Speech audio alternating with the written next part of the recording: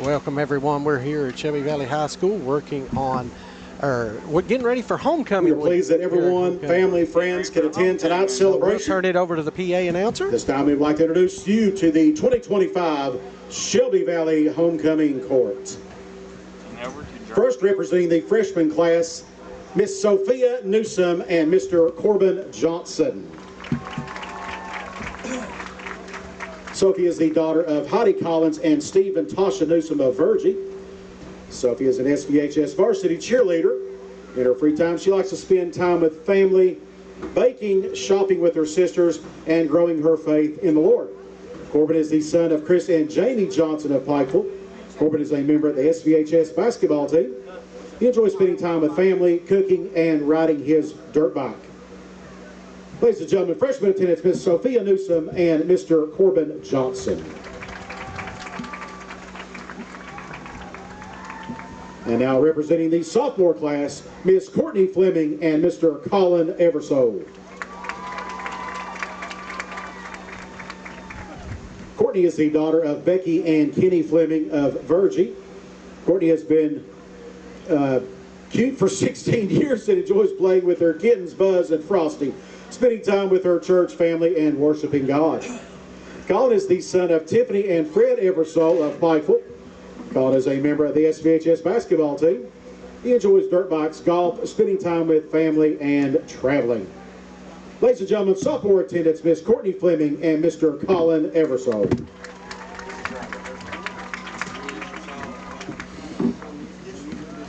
Now representing our junior class, Miss Kylie Mead and Mr. Makus Callis.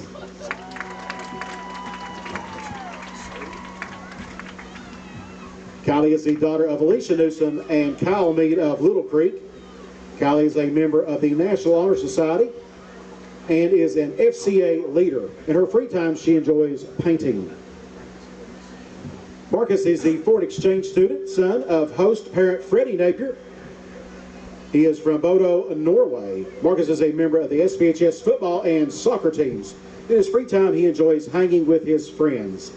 Ladies and gentlemen, junior attendants, Miss Kylie Mead and Mr. Marcus Callis.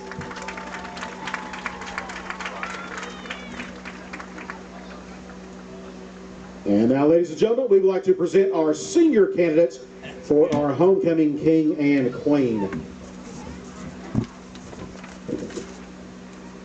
Our first candidates are Miss Candace Trump and Miss Emma Kinney and Mr. Bryce Bentley. Candace is the daughter of Amanda and Christopher Roberts and Travis Trump of Pikeville. Candace is a member of the National Honor Society, Interact Club, and Beta Club. Candace also enjoys playing tennis and painting. Emma is the daughter of BJ and Brandy Kinney of Virgie. Emma is a member of the National Honor Society, the track team, and is an SVHS varsity cheer captain. She enjoys tumbling and spending time with her family. Bryce is the son of Brad Bentley and Micah and T.R. Adkins of Pikeville. Bryce is a member of the SVHS baseball and football teams. He enjoys playing golf, pickleball, and spending time with his family. Ladies and gentlemen, senior candidates, Miss Candace Trump, Miss Emma Kinney, and Mr. Bryce Bentley.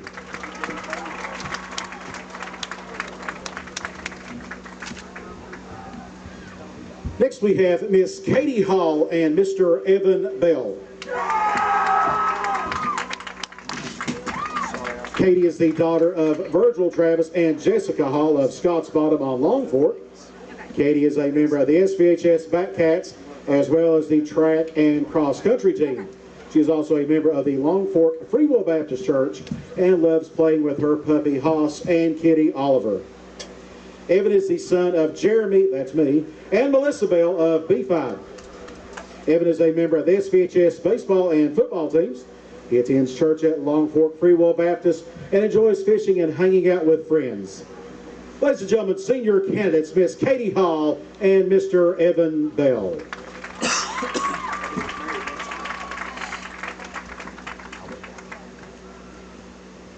We now present Miss Tylee Belcher and Mr. Gavin Hamilton.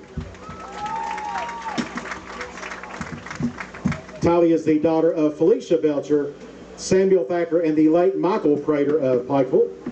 Tylee is a member of the National Honor Society, Beta Club, and Rotary Club. Tylee enjoys attending church and babysitting. Gavin is the son of Chris Hamilton and Emily Johnson of Pikeville. Gavin is a member of the SVHS basketball team, National Honor Society, and Beta Club. He enjoys cars and riding dirt bikes. Ladies and gentlemen, Miss Tylee Belcher and Mr. Gavin Hamilton.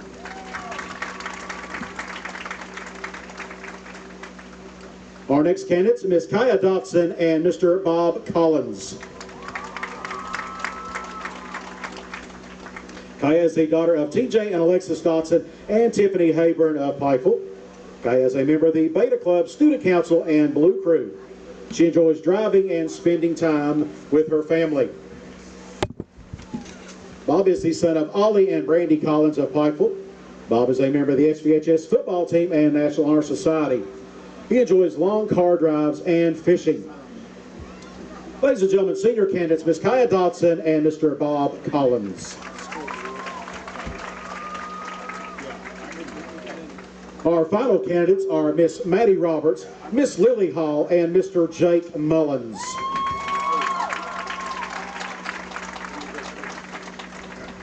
Maddie is the daughter of Tyler and Sonia Roberts of Pikeville.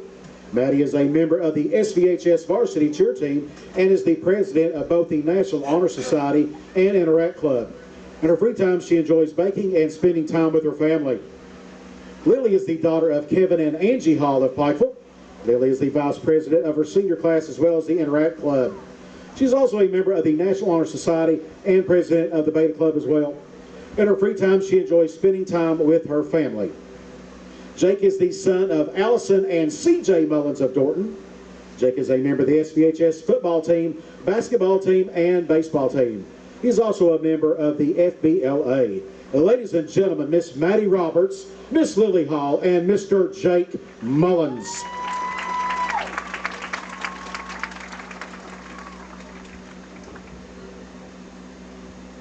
Congratulations and good luck to all of our candidates tonight. The 2025 King and Queen will be crowned by SVHS Principal, Mr. Greg Napier, and the 2024 Homecoming Queen, Miss Emily Compton.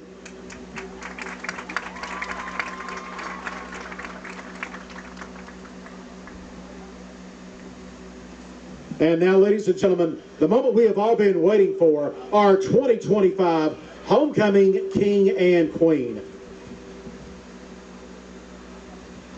The 2025 Shelby Valley Homecoming King is Mr. Gavin Hamilton.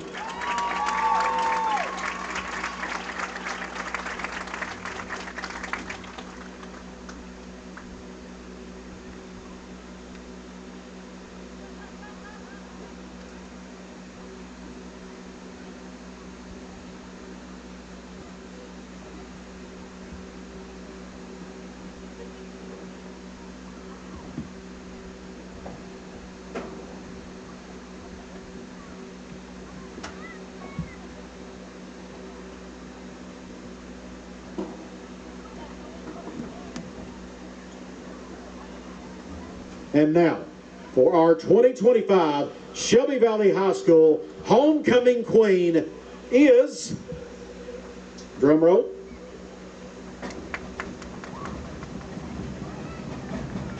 Miss Tylee Belcher.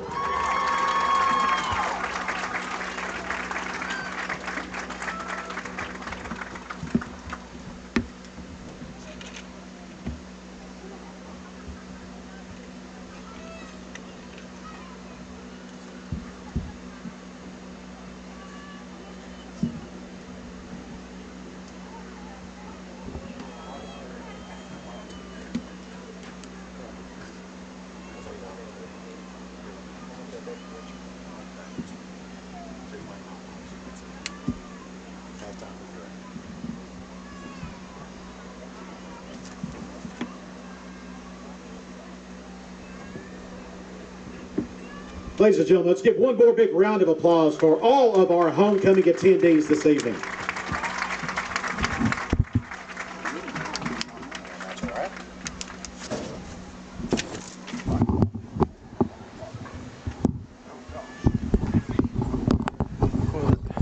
Well, there we go. Homecoming festivities here at Shelby Valley High School. Brian, getting ready for another big game, another big football weekend here. Yeah, definitely excited about this one. Shelby Valley, the homestanding Wildcats are here, and we're excited to get to be a part of what they're doing. Tonight's a big game for them. Yeah, absolutely. Should be a great game. I'm working on getting us dialed in here at the last second.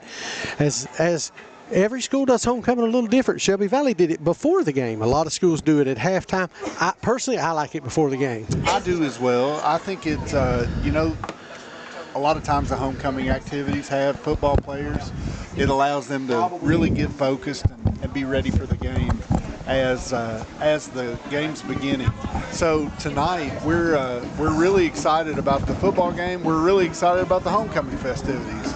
But most of all, we're excited to get to celebrate these student athletes. So tonight's action is going to be Shelby Valley taking on Betsy Layne, and we're going to have the legend Ronnie Paul Newsom coming in right now, and he's going to be on the call for us tonight. Well, it's good to be here. It is a district game here. We're live at Robertson Creek, Kentucky on the campus of Shelby Valley High School. Ronnie Newsom along with Brian Hundley, Thomas Rainley, executive producer. Shelby Valley hosting Betsy Layne, an important district game. With that, we'll step out, take a time out, and we'll be back with a closer look at these two teams as you're listening to high school football on the Appalachian Prep Sports Network. In life's hardest moments, you deserve comfort and care. At Hall & Jones Funeral Home, we guide you with compassion, honoring your loved one with dignity and respect. From traditional services to meaningful celebrations, we're here for you every step of the way. Hall & Jones Funeral Home, where every goodbye is filled with love. In a rush, dinner on the go, or ready to celebrate after the big game, come into the Shelby Valley Diner. At the Shelby Valley Diner, every bite is made to satisfy. Crispy, saucy wings made just the way you like them. And don't forget about our daily specials, fresh and delicious, giving you something new to love every day. Shelby Valley Diner is where flavor meets family. Come hungry and leave happy at the Shelby Valley Diner. Which one do you want to do, on the field or? Again, welcome back to the Shelby Valley High School football field, where we are having homecoming for the Wildcats. Also, the Betsy Layne Bobcats. They're coming in, and they're a hot team, Ronnie Paul, right now. Well, Betsy Layne comes in, they're 0-1 in the district. They lost to Eastridge at Eastridge in what was a very good game. We had that game on the APSN network. We look at them, and the one thing that strikes me about Betsy Layne, very balanced, Brian. They can rush the ball, they can pass it. You don't see that much 50-50 is what they do. They have rushed for 972 yards. They've passed for 970 yards. So very key. I think something else, they were off last week. They've had 2 weeks to get healthy, to prepare for Shelby Valley. So it'll be interesting. Coach Jerry Gerald, I think he's done a tremendous job. Betsy Layne coming in with a record of 2 wins, 4 losses, as we said, 0-1 on the district. They are led by a freshman, Eli Gerald. And Gerald having a good year for a freshman. Of course, he is the coach's son, and that always makes a difference. I always equate that, Brian, to having a point guard and plays for the coach in basketball. I always thought, man, that makes it really, really nice. But Eli Gerald, he's done a good job this year for Coach Gerald, his dad. He comes into this game, he's completed 66 of 108 passes for 3. He's had 3 interceptions, 970 yards, and he's thrown 8 touchdowns. But he's also dangerous on the ground.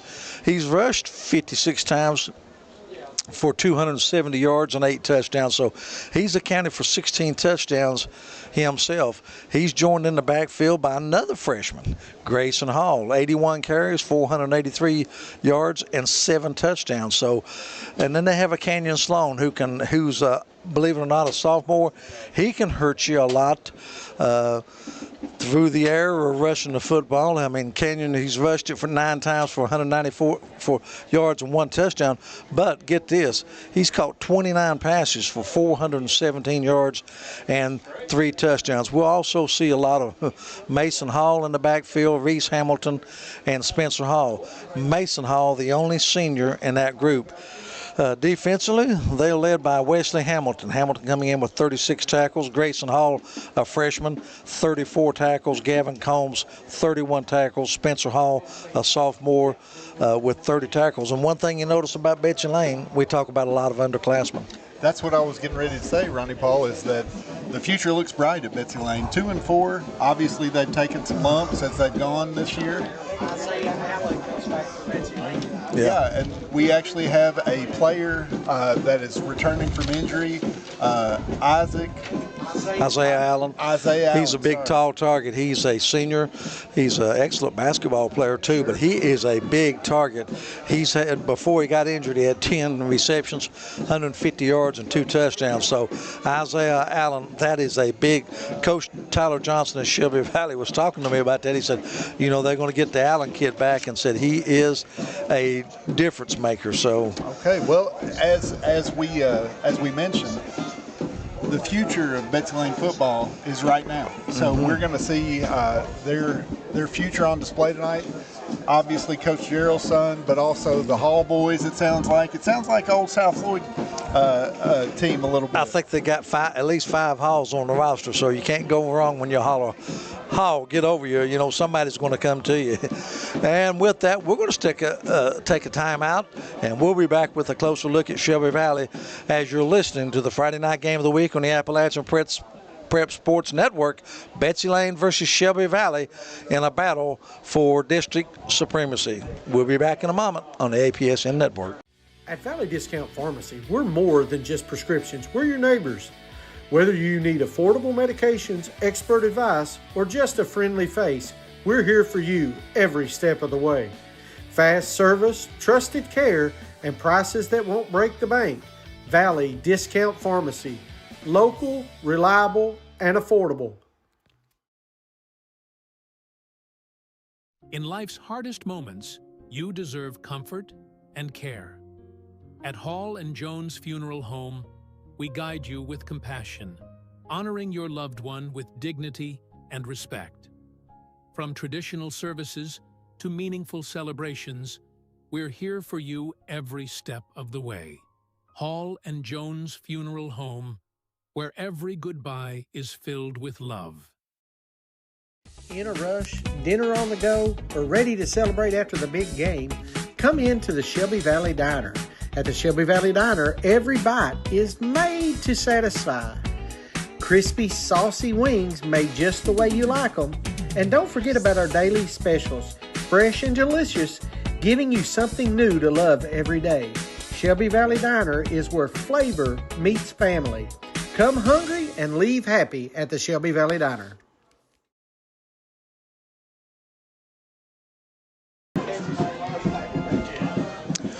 Welcome back, everyone. Ronnie Newsom, Law, Brian Hundley. Glad to have you with us here on the APSN pregame show on the APSN Network, the fastest growing network in the mountains.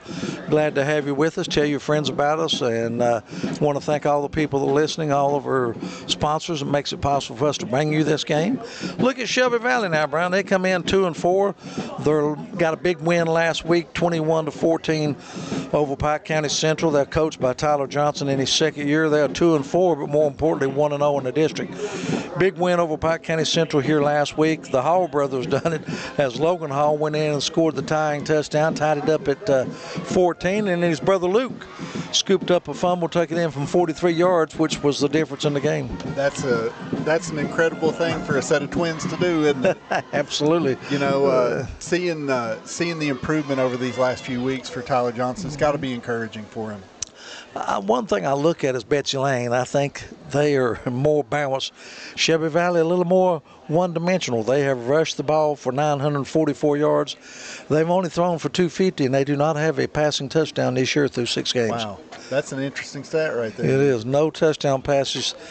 They've been outscored 96 to 216 on the year, but you throw in an Ironton, which like 63 to nothing, that kind of skewers the numbers a little bit. But yes, it does. Shelby Valley playing better, losing their quarterback early in the season. They've had time to adjust to Elijah Blackburn. I think he has acquitted himself well. And who can forget, if you're a Shelby Valley fan, 2 big completions. May not have a touchdown, but on their touchdown drive to tie the game, big completion to Lincoln Taylor to get it down inside the 20. And then with a 21-14 lead, everybody's wondering, okay, what's he going to do? Are they going to run it, or are they going to punt it? And they go to the air, and Blackburn completes a big pass to a diving Bryce Bentley, and that salted the game away. Absolutely. And, I think they definitely have some big-time receivers that they just are having a little trouble getting the ball to. I'd throw Jonah Bartley out there, too, as someone who's an impact player. He's definitely going to make an impact on defense as well. Had a tremendous, didn't you think so, last week? Had an interception, yes. Big deflection in the end zone. I thought he was tremendous, but that's an excellent point. You got Bryce Bentley, only 7 receptions for 75 yards. I know he was anticipating a bigger year. Jonah Bartley, only 4 receptions for 51 yards. But you look at him on the ground, Tanner Maynard, Jr., has missed some games due to injury, but he was back last week. 30 carries, 233 yards, and 1 touchdown. Logan Hall, 45 carries, 220, but 5 touchdowns. So he knows how to find the end zone. Knows for the end zone. Yep, sure. Jonah Bartley's carried it 23 times for 215 yards and 1 touchdown. Eugene and I talked last week. We thought one of the keys was got to find a way to get him the ball. Screens, jet sweeps, whatever. But if you get the ball in Jonah Bartley's hands, usually good things happen. And I think that'll be another key tonight. Absolutely. It's about getting the ball in your playmakers' hands. And if you can do that, you're going to win some ball games. Talking about Jonah Bartley, we look defensively. They are led on defense by Jonah Bartley, Dylan Fitch, a senior. Jonah, of course, is a junior. Elijah Blackburn, the quarterback, doubles as a good defensive player, too. Jackson Belcher, a freshman, 4th on this team in tackles. Then you throw in Lincoln Taylor, Jake Mullins, a couple of seniors, and that's the leadership on defense for Shelby Valley. For sure.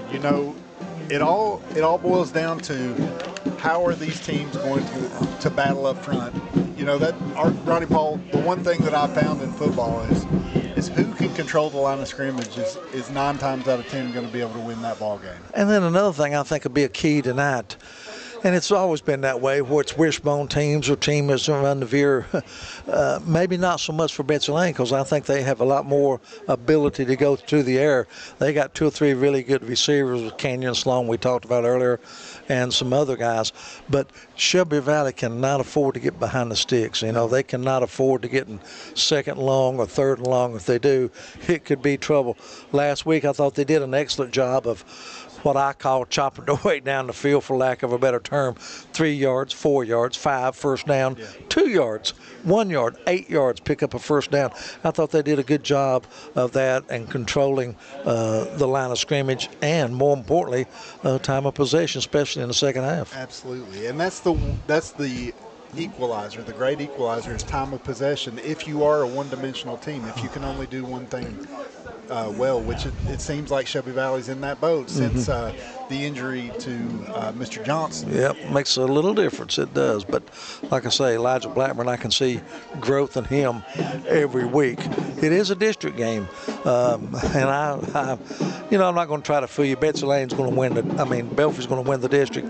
They're already 2-0. They're off this week, but I think they're just so much head and shoulders above other teams. But it's important for these teams to get that number 2 seed and get a home playoff game. So these teams, and I think it's a battle between Pike Central, East Ridge, Shelby Valley, Betsy Layne. I don't think I can't, State, who's the favorite? Yeah, I think it's just right now up in the grabs. East Ridge is 1-1. Belfie's 2-0. Pike Central's 0-2. They lost to Belfie in the Shelby Valley.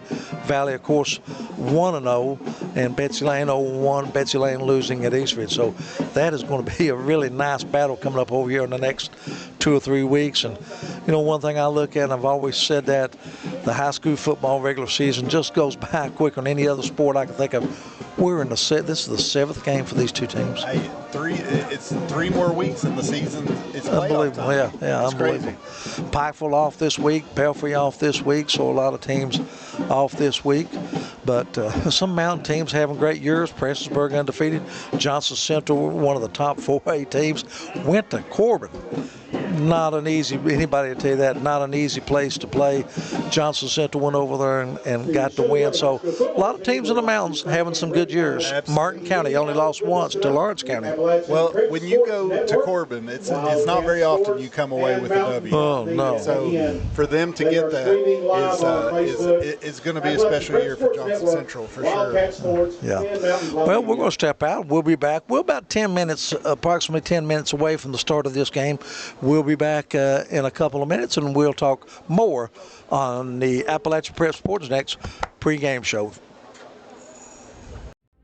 Rainey Real Estate Development, your housing source for Pikeville, Kentucky. Just hitting the market is this gorgeous 2-bedroom, 1-bath apartment located only 5 minutes from campus. If you're interested in a home, call Jake Rainey at Rainey Real Estate Development, 606-477-8662. That's Rainey Real Estate Development. At Valley Discount Pharmacy, we're more than just prescriptions. We're your neighbors. Whether you need affordable medications, expert advice, or just a friendly face, we're here for you every step of the way. Fast service, trusted care, and prices that won't break the bank. Valley Discount Pharmacy. Local, reliable, and affordable. In life's hardest moments, you deserve comfort and care. At Hall & Jones Funeral Home, we guide you with compassion, honoring your loved one with dignity and respect. From traditional services to meaningful celebrations, we're here for you every step of the way. Hall & Jones Funeral Home, where every goodbye is filled with love. He'll get a ghost. Welcome back, everyone. Ronnie Newsom along, Brian Hunley, and Thomas Rainey here at the Shelby Valley Sports Complex. Beautiful facility here. It's just a great place to do a game from, isn't it, Brown? I love the renovations that they made the last couple of years here. It just it really pops. The field is it's colored in blue and white, and we got 2 teams that are in blue and white tonight. So obviously we're in Kentucky, the Bluegrass State. Yep. Great night to have football in the Bluegrass State. It is, and of course the temperatures, we have been so fortunate. I cannot remember in recent memory in many, many years to where not had any rain. Weather's been fantastic. Tonight the temperature is going to start out in the low 70s, but by game time it'll be in the low 60s. But still, good football weather. Oh, the best. The boys of fall are out tonight, Ronnie Paul. Yeah. It's good to be back on the football field. Absolutely. Great night. If you're a player on either Betsy Layne or Shelby Valley, you absolutely love this weather. It's a great crowd, and of course, Homecoming 2025 here at Shelby Valley. Always a little extra incentive when you have the homecoming and all the festivities that go along with it. Before the game, Shelby Valley crowned a king and queen. We'll pass that along to you. We'd like to congratulate Gavin Hamilton and Tylee Belcher. Okay. This year's Congratulations, homecoming king and queen. And, of course, a football weekend, a lot of great college games. Kentucky's not one of them. They were off this week, so not such a bad thing. Not such a bad thing. Cats really struggling right now. I love the Cats, but I'll tell you one thing. But you never want to get too choked up or too excited about things on paper, but man, it's amazing this week, the great vibes coming out of Kentucky basketball practice and how they'll look in the depth, which I know they're going to have a lot of depth, and going to play. The only thing I don't know, I love basketball. I've always been what I've coached. I've always thought you're better off with a 7 or 8 man rotation because of continuity. A lot of teams, they say go 10 or 11 deep, and I'm always thinking, I want my best 6 or 7 on the floor for the majority of the time. Kentucky is going to play like 14 players, so that's going to be interesting. It's going to be really fun to watch. A few years ago we had the platoon system, and it seems like Pope may have to go back to that. Okay, we're going to step out. We got the playing of the national anthem, and we'll be back with more on the Appalachian Prep Sports Network. In a rush, dinner on the go, or ready to celebrate after the big game, come into the Shelby Valley Diner. At the Shelby Valley Diner, every bite is made to satisfy. Crispy, saucy wings made just the way you like them. And don't forget about our daily specials, fresh and delicious, giving you something new to love every day. Shelby Valley Diner is where flavor meets family. Come hungry and leave happy at the Shelby Valley Diner.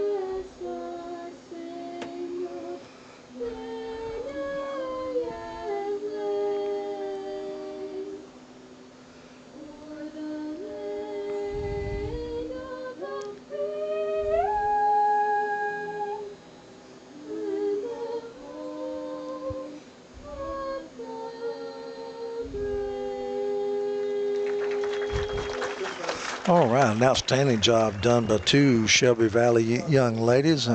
Great job with the national anthem here tonight before a large homecoming crowd here on the campus of Shelby Valley High School. Betsy Layne 2-4, Shelby Valley 2-4. Big district matchup here. Shelby Valley, if they're fortunate enough to get the win, go up 2-0 in the district, that would probably give them a leg up as far as getting that number 2 seed. And Betsy Layne, it's kind of, I think, to get that number 2 seed, pretty much a must-win for them. I don't think you can fall 0-2 and they still have Belfry on the schedule.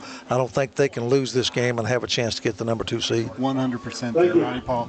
We want to make sure and make it clear too that if you like what you're seeing, make sure to share this and like and subscribe to the page, because we're able to provide more of these games and more of these services when we have your support. So again, we're getting this up and running, and we want to make sure that everybody knows about Appalachian Prep Sports Network.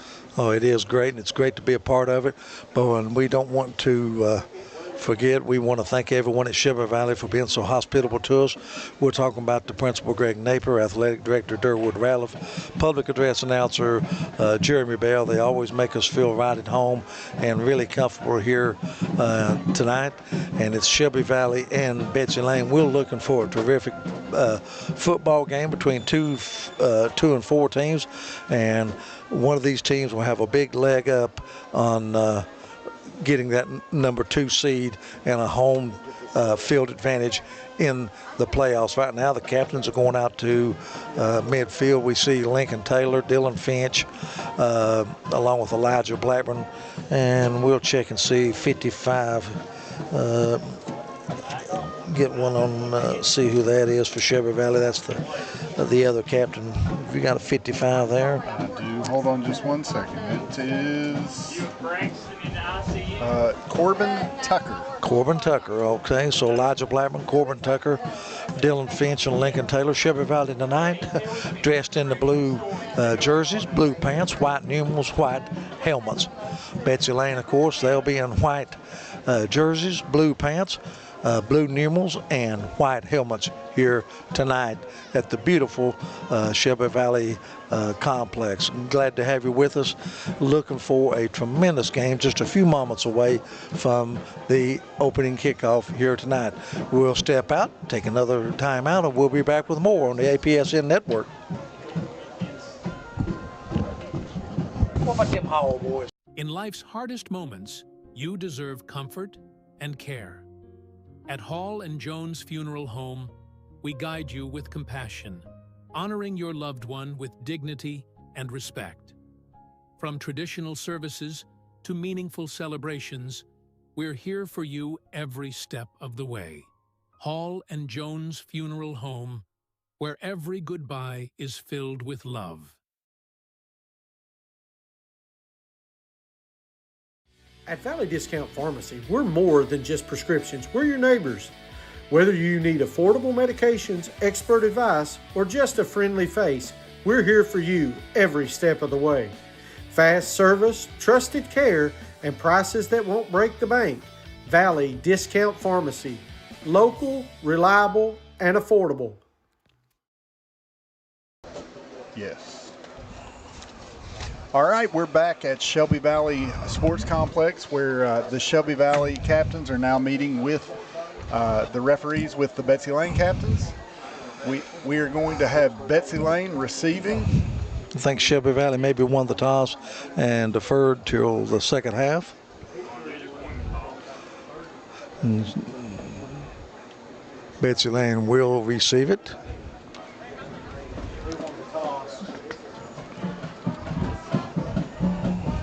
Big crowd on hand here at Shelby Valley tonight. Betsy Layne, I think they will drop back. Grayson Hall, he's a freshman, and also Mason Hall, a senior, will be going deep along with Reese Hamilton. That should be the three deep guys for Betsy Layne and Coach Jared Gerald.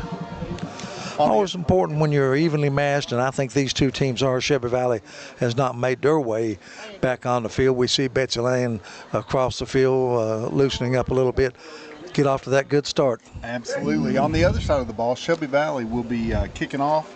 And kicking off for the Wildcats tonight will be Marcus Callis, the foreign exchange student from Norway. He's got a great leg on him. He does. 12 or 14 in PAT, so that's pretty good percentage, you know what I'm saying?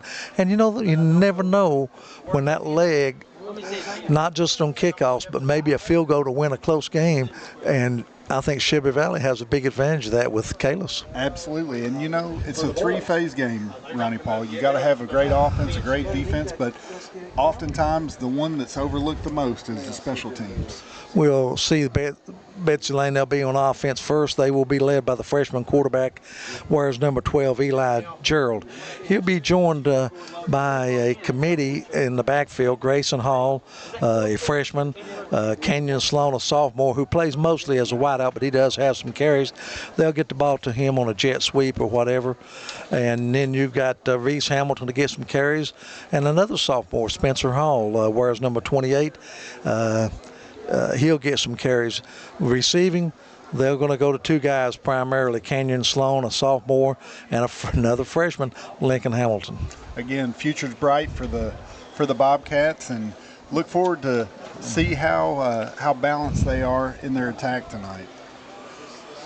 On the other side of the ball, the Shelby Valley Wildcats, they're going to be led by number 0. When's the last time you've seen a quarterback wear number 0? It's been a while. Elijah Blackburn for the Wildcats. Again, you're going to see the Hall boys carry the ball quite a bit. You're going to also see Jonah Bartley haul the rock some, and then Elijah Blackburn as well. Tanner Maynard got the bulk of the carries last week for Shelby Valley. He had a good game last week, coming off an injury. And Shelby Valley has not made their way. There's a tunnel off down to the left side of the field. And Shelby Valley will be making their way out on the field. Down the clock has hit 0, so we'll be ready. In case you're just joining us, Shelby Valley won the toss. They deferred to the second half, so Betsy Layne will get the ball first.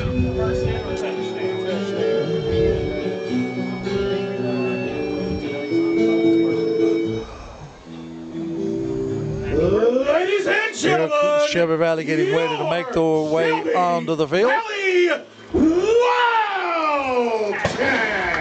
And despite the injuries, you know, Shelby Valley losing Brady Johnson, they lost Robert Collins. Still a pretty veteran team. They'll have the advantage over a young Betsy Layne team here as far as experience. It seems so. Keys to the game for Shelby Valley. Obviously, we need to mention that their number one priority is ball control. They want to keep the ball as long as they can throughout the half so that they can keep the score low. That's their goal tonight. Shelby Valley will be kicking off. Betsy Layne will be moving on your television screen. They'll be moving right to left here at this beautiful complex here. Shelby Valley and Betsy Layne, Friday Night Football. Glad to have you with us. Tell your friends to tune in and watch a very good football game. Once again, want to thank all of our sponsors for making it possible for us to bring you these games. And we are ready for an exciting night of football, as Brandon talked about. Marcus Kalis. Boy, you like that name for a kicker, don't you? I do too. It sounds like a kicker, doesn't it? And Kalis is going to kick off, and Mason Hall and Reese Hamilton are deep for Betsy Layne, and we're ready for football. Glad to have you with us.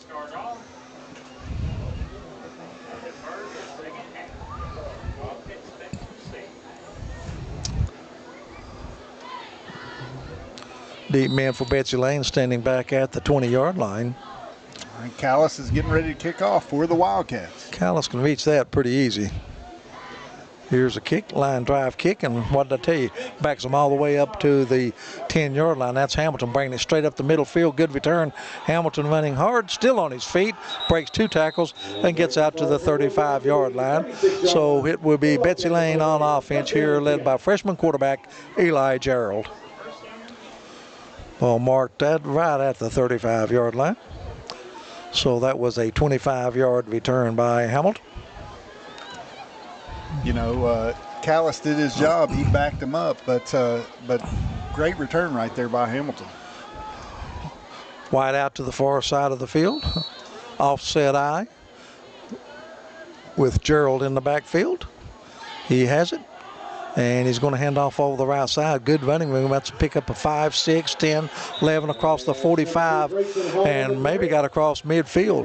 He's in Betsy Layne territory. That was number 2 for the Bobcats. And that is Grayson Hall. He has changed numbers. That is, I think, or Mason Hall. That's Mason Hall, maybe.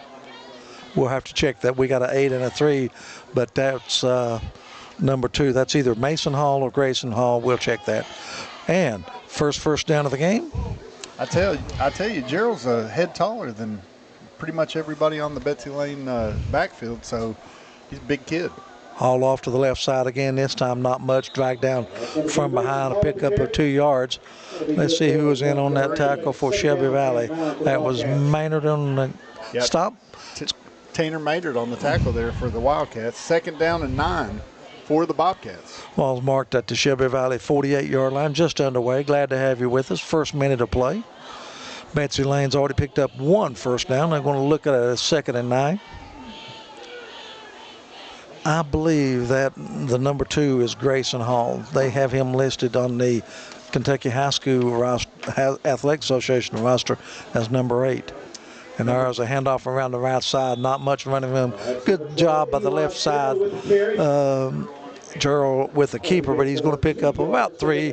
Should be around a 3rd and a long 6.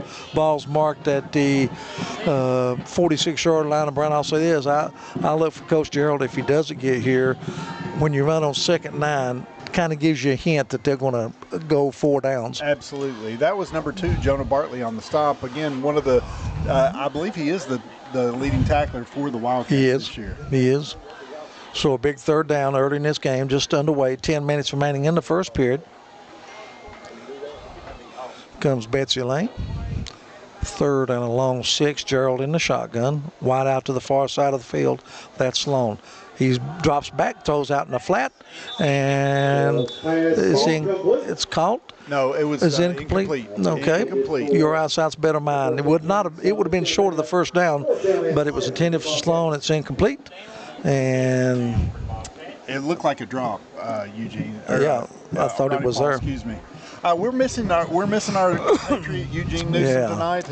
You all be in prayer if you believe in the power of prayer for his wife Kathy. She's under the weather, so Eugene been under the weather this week too. There you go. It's going to be a 4th down, big 4th down early in this game. Gerald rolls to his right. He looks, he's got a man there, and he's got a completion. And Betsy Layne has the first down across the 35 down to the 33-yard line. That was Lincoln Hamilton on the reception. 13-yard pickup. And Betsy Layne has their second first down, but more importantly, keep the drive alive. It's going to be marked right at the 33-yard line. It's definitely a backbreaker for Shelby Valley. You get them 4th and long, expecting a stop, and just can't convert on that stop. Little curl pattern that time out in the flat, and just got enough. Yep. Keep the drive alive for Betsy Layne. Hall off to the right. He's going to get the ball up the middle. Hall, big hole over the left side. Hall running hard. Picks up 7, 8. Gets across the 25 down close to about the 23-yard line. Very close to another first down. That actually does look like a first down, Ronnie Paul. It's not. It was a 9-yard gain. Yep. So 2nd and 1. Boy, I like a 2nd one. So much, the whole playbook's open to you. Absolutely. Hey, if I know one thing, I'm going to fake it. I'm going to go up on top. Why not? You got 2 more. I love going on top on a 2nd and 1. Play action definitely in the cards here. Well, Gerald's going to keep it up the middle, and he should have enough for the first down. They're going to mark him at the 20-yard line. Very impressive drive for Betsy Layne. That was an RPO, Ronnie Paul, that Gerald just ran. I think he probably had the option to bring it back, but decided to go ahead and keep it himself and keep the sticks moving.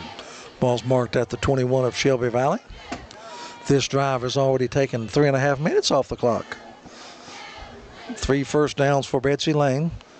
Gerald has completed 1 of 2 for 13 yards here in the early going, but it's been mostly Grayson Hall on the ground. He's off to the left, and he's going to get it around the right side, or is that Hamilton?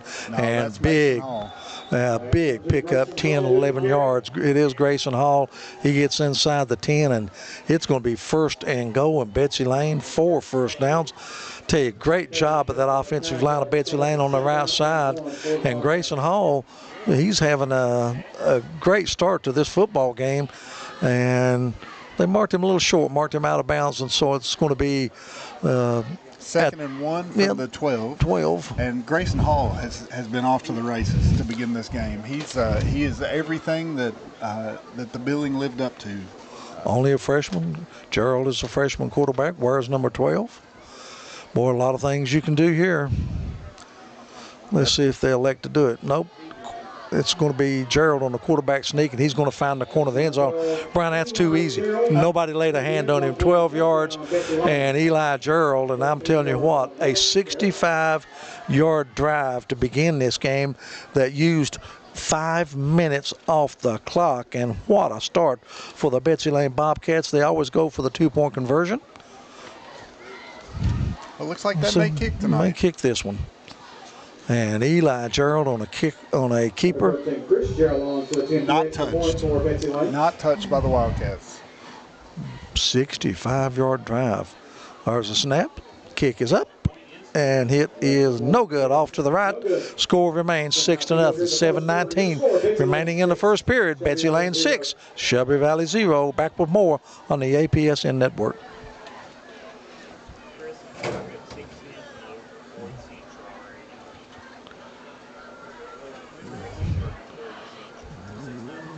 In life's hardest moments, you deserve comfort and care. At Hall and Jones Funeral Home, we guide you with compassion, honoring your loved one with dignity and respect. From traditional services to meaningful celebrations, we're here for you every step of the way. Hall and Jones Funeral Home, where every goodbye is filled with love. In a rush, dinner on the go, or ready to celebrate after the big game, come into the Shelby Valley Diner. At the Shelby Valley Diner, every bite is made to satisfy. Crispy, saucy wings made just the way you like them. And don't forget about our daily specials, fresh and delicious, giving you something new to love every day. Kenyon Sloan.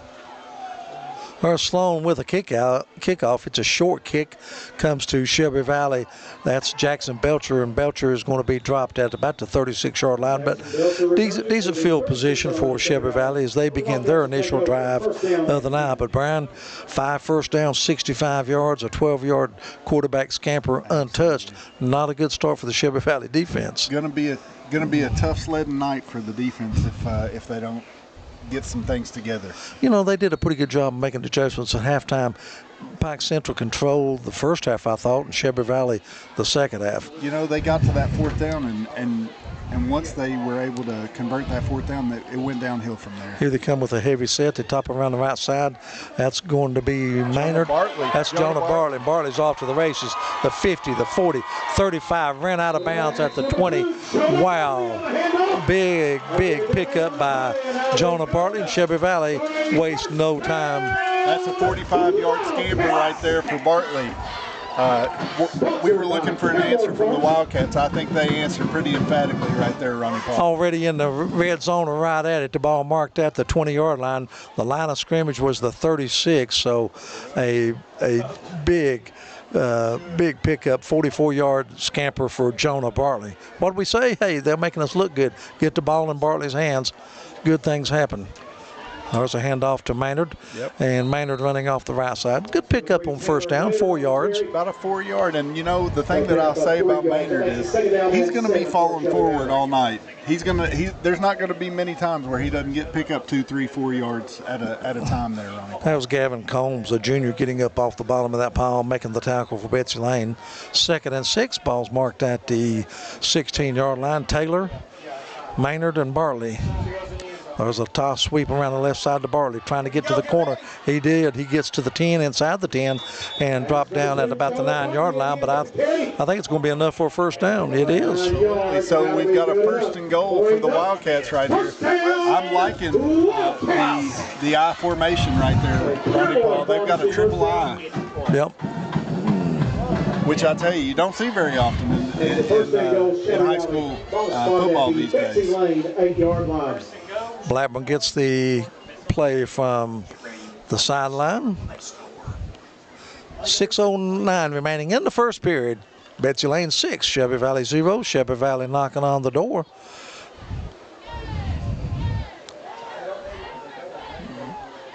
Heavy set this time. They hand it to the up guy. It's Lincoln Taylor. It's a good surge by that offensive line.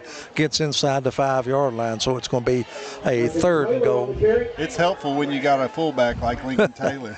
He's a load. He's a load. That time Shelby Valley came with the heavy set in the backfield and got a good surge from that offensive line. You know, I wouldn't mind ball marked at the 3-yard line. Taylor again. Don't hand it to the deep guy. Give it to Taylor. Get your surge. My guess is we're going to have a heavy dose of Lincoln Taylor and Tanner Maynard over these next few plays. No sign yet. Taylor, it was Taylor. Down near the goal line. Of course, 4th down situation. We've got a 3rd down and 1. Is it 3rd down? Okay, I was thinking it's 4th. Okay. I believe that the ball carrier right there was Tanner Maynard. Once again, he was that 2nd guy in the I. And Ronnie Paul, when's the last time you saw a triple I? It has been a while. You know, you see the offset I, you know, or a straight I formation with a fullback, halfback, but not too often with this. And they give it to Taylor. And let's see here. Taylor's in. And just like that, we're tied at 6. 4:34 remaining. Lincoln Taylor with his 2nd rushing touchdown of the year. And Callis will come on for the point after to give Shelby Valley the lead. That score coming with 4:34 remaining in the first period. That culminated a 64-yard drive. Jonah Bartley to hold. Callis 12 of 14 on the year and point after. Good snap. Callis, this one is not going to make it, I don't believe. Looked like Betsy Layne got a piece of that one. Point after is no good. We are tied. Betsy Layne 6, Shelby Valley 6. Back with more on the Appalachian Prep Sports Network. At Valley Discount Pharmacy, we're more than just prescriptions. We're your neighbors. Whether you need affordable medications, expert advice, or just a friendly face, we're here for you every step of the way. Fast service, trusted care, and prices that won't break the bank. Valley Discount Pharmacy. Local, reliable, and affordable. In a rush, dinner on the go, or ready to celebrate after the big game? Come into the Shelby Valley Diner. At the Shelby Valley Diner, every bite is made to satisfy. Crispy, saucy wings made just the way you like them. And don't forget about our daily specials, fresh and delicious, giving you something new to love every day. Shelby Valley Diner is where flavor meets family. Come hungry and leave happy at the Shelby Valley Diner. Back, everyone. Shelby Valley, thanks to a Lincoln Taylor 1-yard run, has tied the game at 6. The extra point was no good, and we're tied at 6, and Callis is going to kick off for the second time tonight. Puts a leg into it. Short squib kick taken by the up guy that's Canyon Sloan. Boy, great job, special teams. Oh. Number 4 for Shelby Valley, that is Bryce Bentley. Bryce Bentley on the tackle right there. He was shot out of a rocket right there. Well, it looked like the Belfry return guy, Sloan, was going to try to get to the other side of the field, but he wasn't able to make it. Bryce Bentley with the heads-up play, but still, nonetheless, after the short kick, Betsy Layne's going to take over at their own 37-yard line. They marched 65 yards last time, picked up 5 first downs, and took it in on a Eli Gerald 12-yard scamper. Gerald going to keep it this time. He's got running with a big hole over the right side. Gets out near the 50-yard line, near another first down. And now Betsy Layne's offense making it look easy. That is enough for a first down. That's already 7 first downs in this first period. And it seems like they're getting them in chunks right now, Ronnie Paul. Getting 10 yards plus. Big chunks. On every play. It feels like this is going to be a shootout. Tell you one thing. They keep hitting them. You wait for Gerald to go up on top, though, to Sloan or Reese Hamilton or company. Wide receiver to the far side of the field, slot formation to the left. Hall to the right of the quarterback, and he's going to get the ball straight up the middle, and he's going to pick up about 3 yards. Gets across midfield. The nose of the football is going to be right at the 49 of Shelby Valley. He was met right there by Jonah Bartley, number 2 for the Wildcats. Good tackle right there for Bartley. It was about a 3-yard gain on the carry, and it'll be 2nd and 7 for the Bobcats. Just underway, 3:31, a fast time-wise first period. You know, when the ball stays on the ground, that clock keeps moving on Ronnie Paul. Tied at 6. Prestonsburg's already leading in their football game. Gerald in the shotgun. Comes a man in motion. That's Sloan. He's going to get it. Tries to get to the right side. Boy, great job by Shelby Valley defensively. That's number 2, Jonah Bartley, coming up from that safety position again to make another tackle. I tell you, it seems like we're going to call his name a lot on both sides of the ball. No gain there. One of the few times Shelby Valley's been able to hold them. But, I still think from this point on the field, it's 4-down territory for Betsy Layne. I really do. It's got to be. Ronnie Paul, when you get past the 50, anymore in modern football, you're gonna have 4 downs. 3rd and 7 for the Bobcats. Wide outs to the near side of the field. Got single coverage. Sloan goes in motion. Good snap. Ratliff drops straight back, looks, nice pressure, now he's getting out of the pocket. He's going to keep it, and then he's run out of bounds at about, we'll see, about a 48 or 47. Yeah, that was Maynard on the pursuit. He didn't get the tackle, but he got the pressure to where he got him out of bounds. It's 4th and about 6 for Betsy Layne. 2:23 remaining in the first period. We're tied at 6. Betsy Layne and Shelby Valley. like you said, RP, we're looking at a 4-down territory, so we're probably not going to see a punt right here from the Bobcats. Betsy Layne's already converted once on a 4th and long. That's right. I look for him to roll Gerald out to give him the opportunity to make the completion. To try to get it on your own or whatever. He drops straight back. He's going to roll to his left. He throws out in the flat, and he's got a man open at the 35. Great pass, and that's Reese Hamilton. And Hamilton's going to be ran out at the 25-yard line, a 22-yard pickup. And that was just a drag, tight end drag, bringing him across the field. Good key there, good protection. Absolutely. The line for Betsy Layne did their job. They held strong for Gerald, and he was able to make Shelby Valley pay.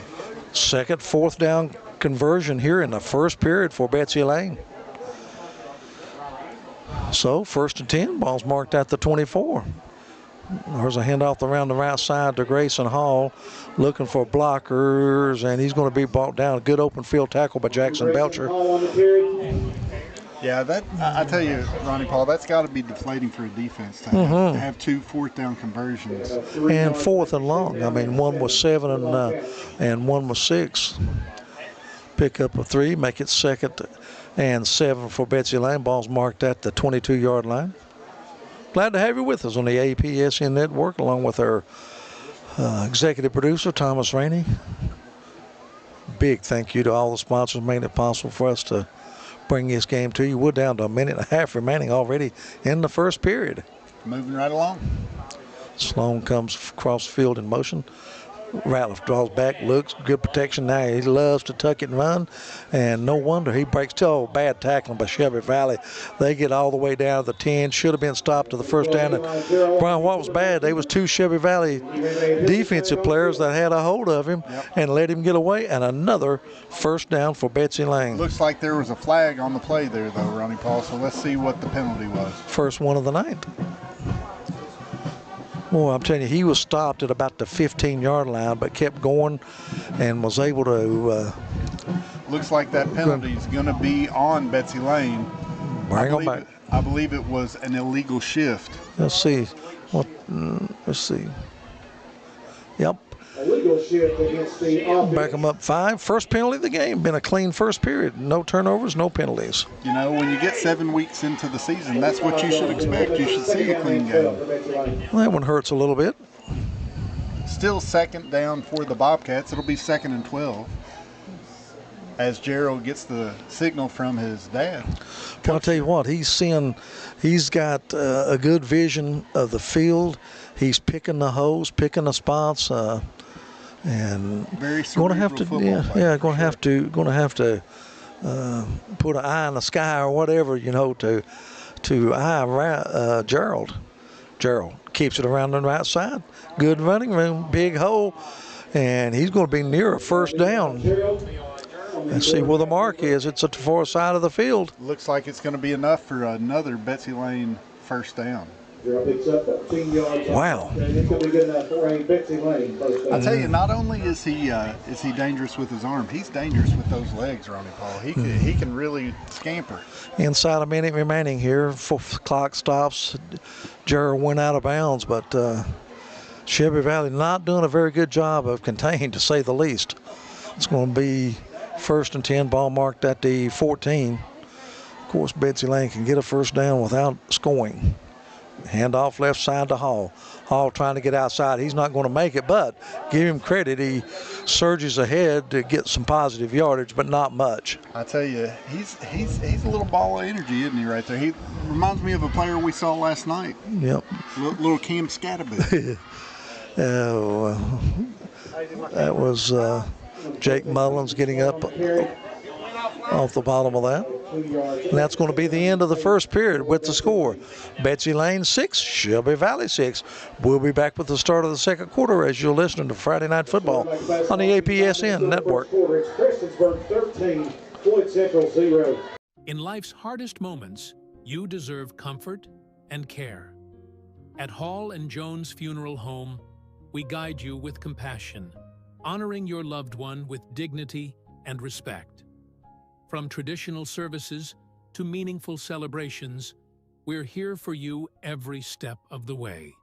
Hall and Jones Funeral Home, where every goodbye is filled with love.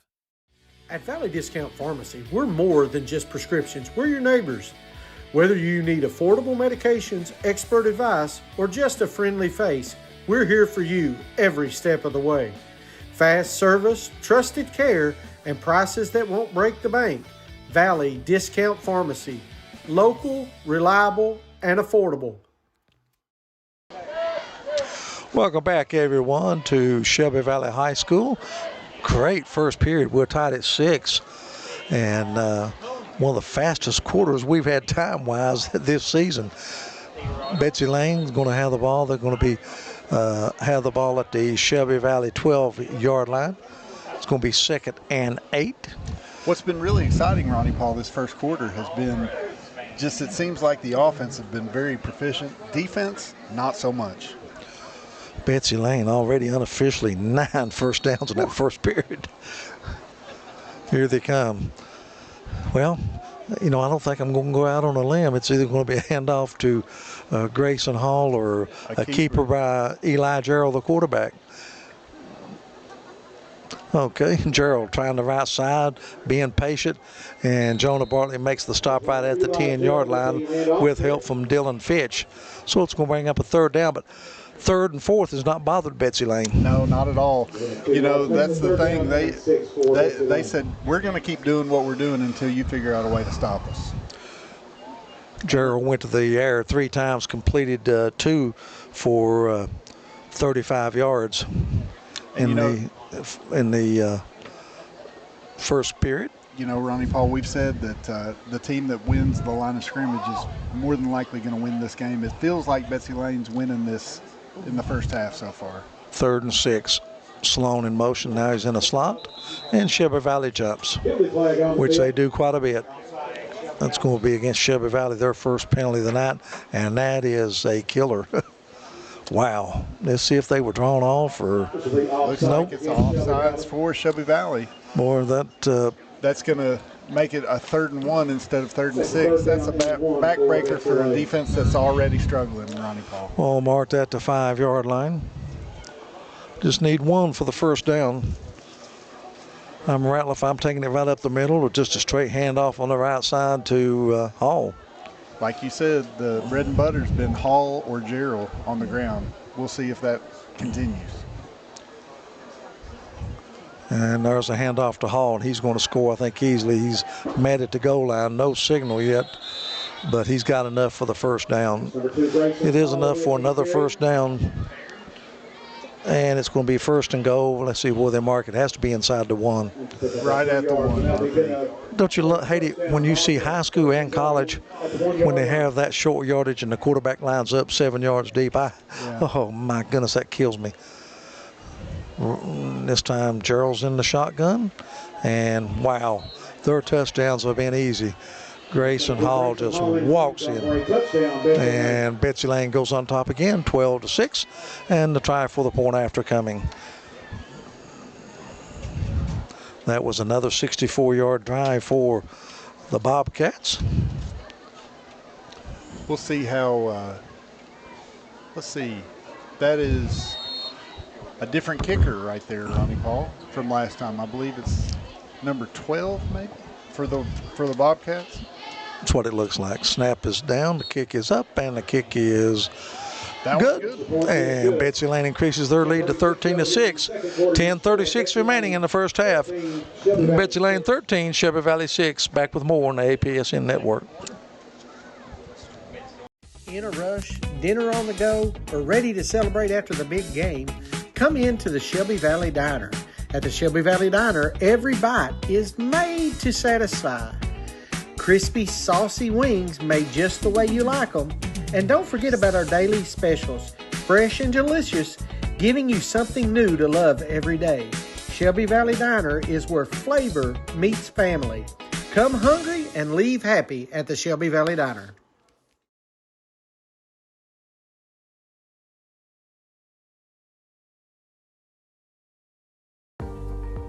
Looking for a new pharmacy? Howard Family Pharmacy offers fast and friendly service and convenient drive-thrus at both locations.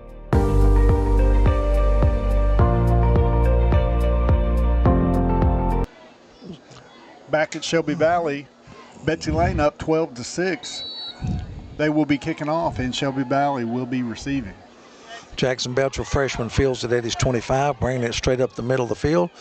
Cuts, trying to get to the outside. Belcher, good return. Still on his field. Belcher may take it to the house. He's at the 30, the 20, the 10. Jackson Belcher, but hold the phone. There is a penalty marker down all the way back to the 40, so this one's going to come back. Well, that negates a 75-yard return by Belcher for a touchdown, and penalty is going to bring it back.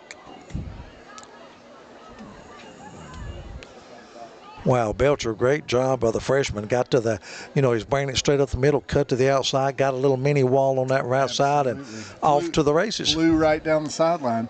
You hate to see that because that's exactly what Shelby Valley needed in that situation. We'll see.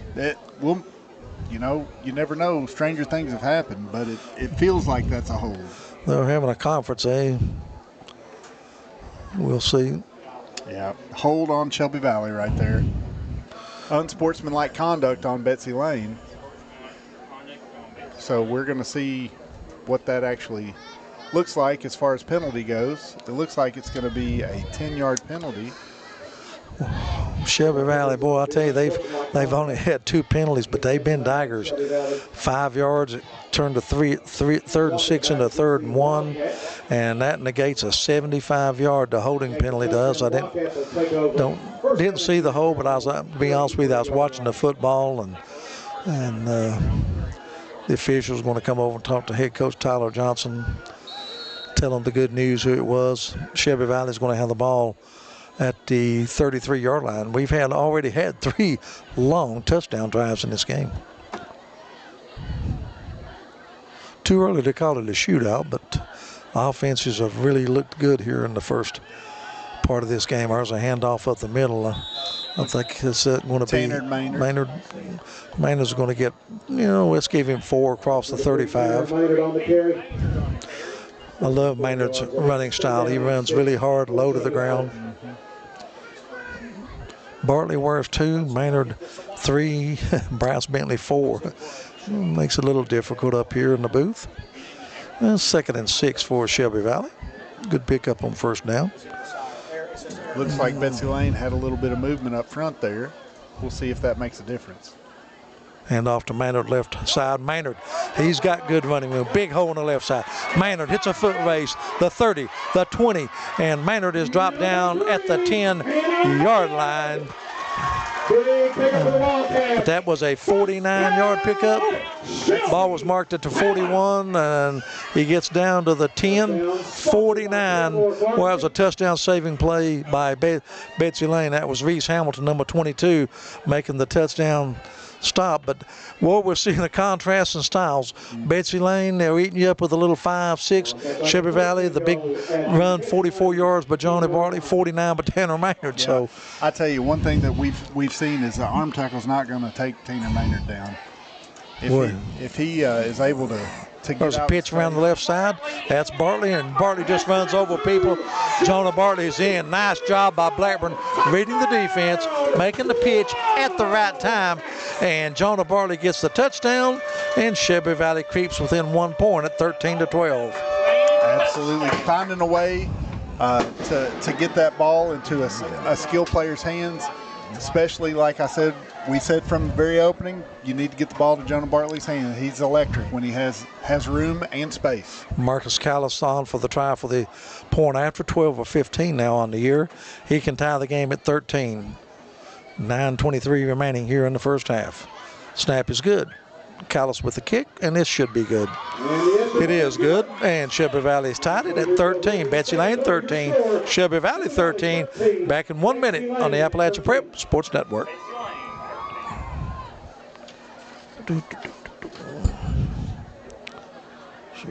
In a rush, dinner on the go, or ready to celebrate after the big game, come into the Shelby Valley Diner.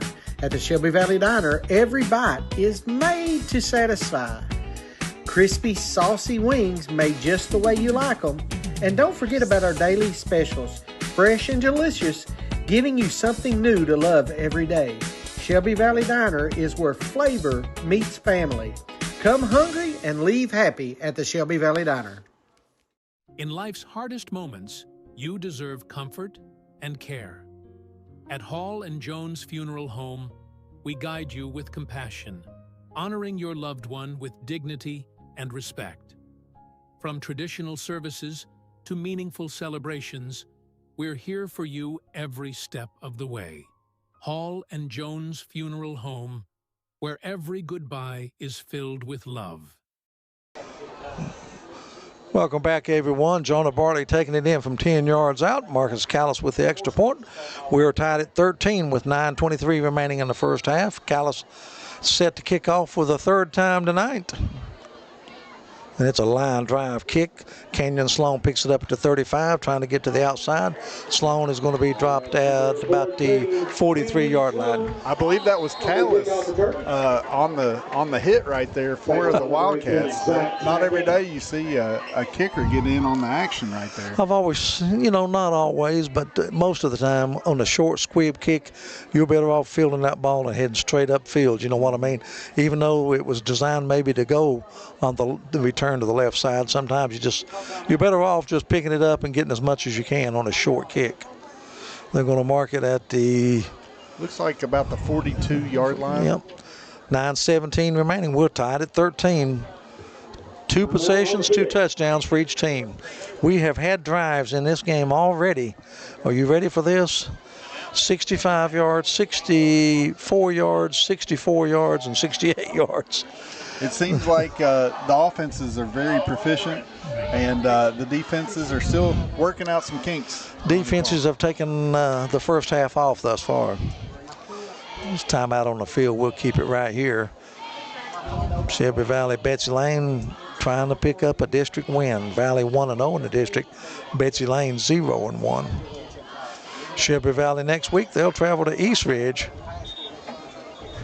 And Betsy, for another district game. Yeah, Betsy Layne next week will be, let's see here, they'll be home, I think.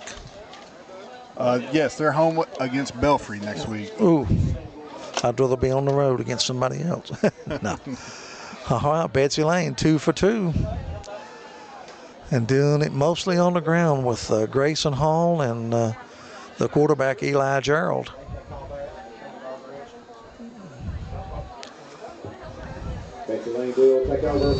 We're ready for football. All in the backfield to the left of Gerald, wide out to the near side of the field. There's a handoff. Hall trying to pick a place to run, but he's not going to get much there. Looks like the Wildcats are Mason Hall on the carry that time.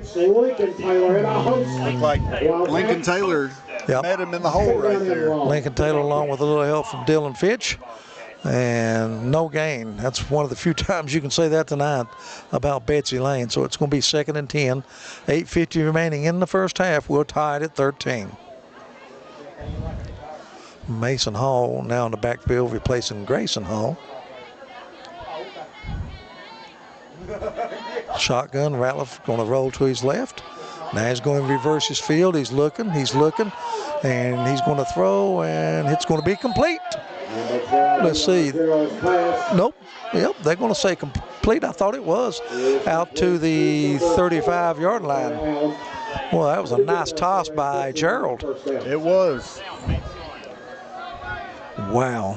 Tell you what, Betsy Layne, they just looked like Ratliff was going to be, Gerald was going to be in trouble, but was able to find a way there. 22-yard pickup. And Betsy Layne, another first down. Gerald back in the pistol formation. Seems like that's their exclusive formation, Ronnie Paul, for the offense for Betsy Layne. It's at the 35-yard line. Gerald going to keep it around the right side. He's going to be run out of bounds. Not much there. Jonah Bartley running him out of bounds. 1 yard gain. Be 2nd and 9 for the Bobcats. Called no gain. 8:19 remaining, tied at 13. Ball's at the 34-yard line of Shelby Valley. Gerald over getting the play from his dad, head coach Jared Gerald, who's done a great job with this Betsy Layne program.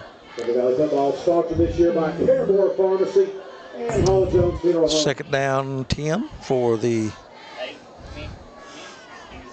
Bobcats. Grayson Hall is a freshman. Mason Hall is a senior. 12 Gerald about to receive the snap. He's going to roll to his left. Boy, good protection there. He rolls to his right.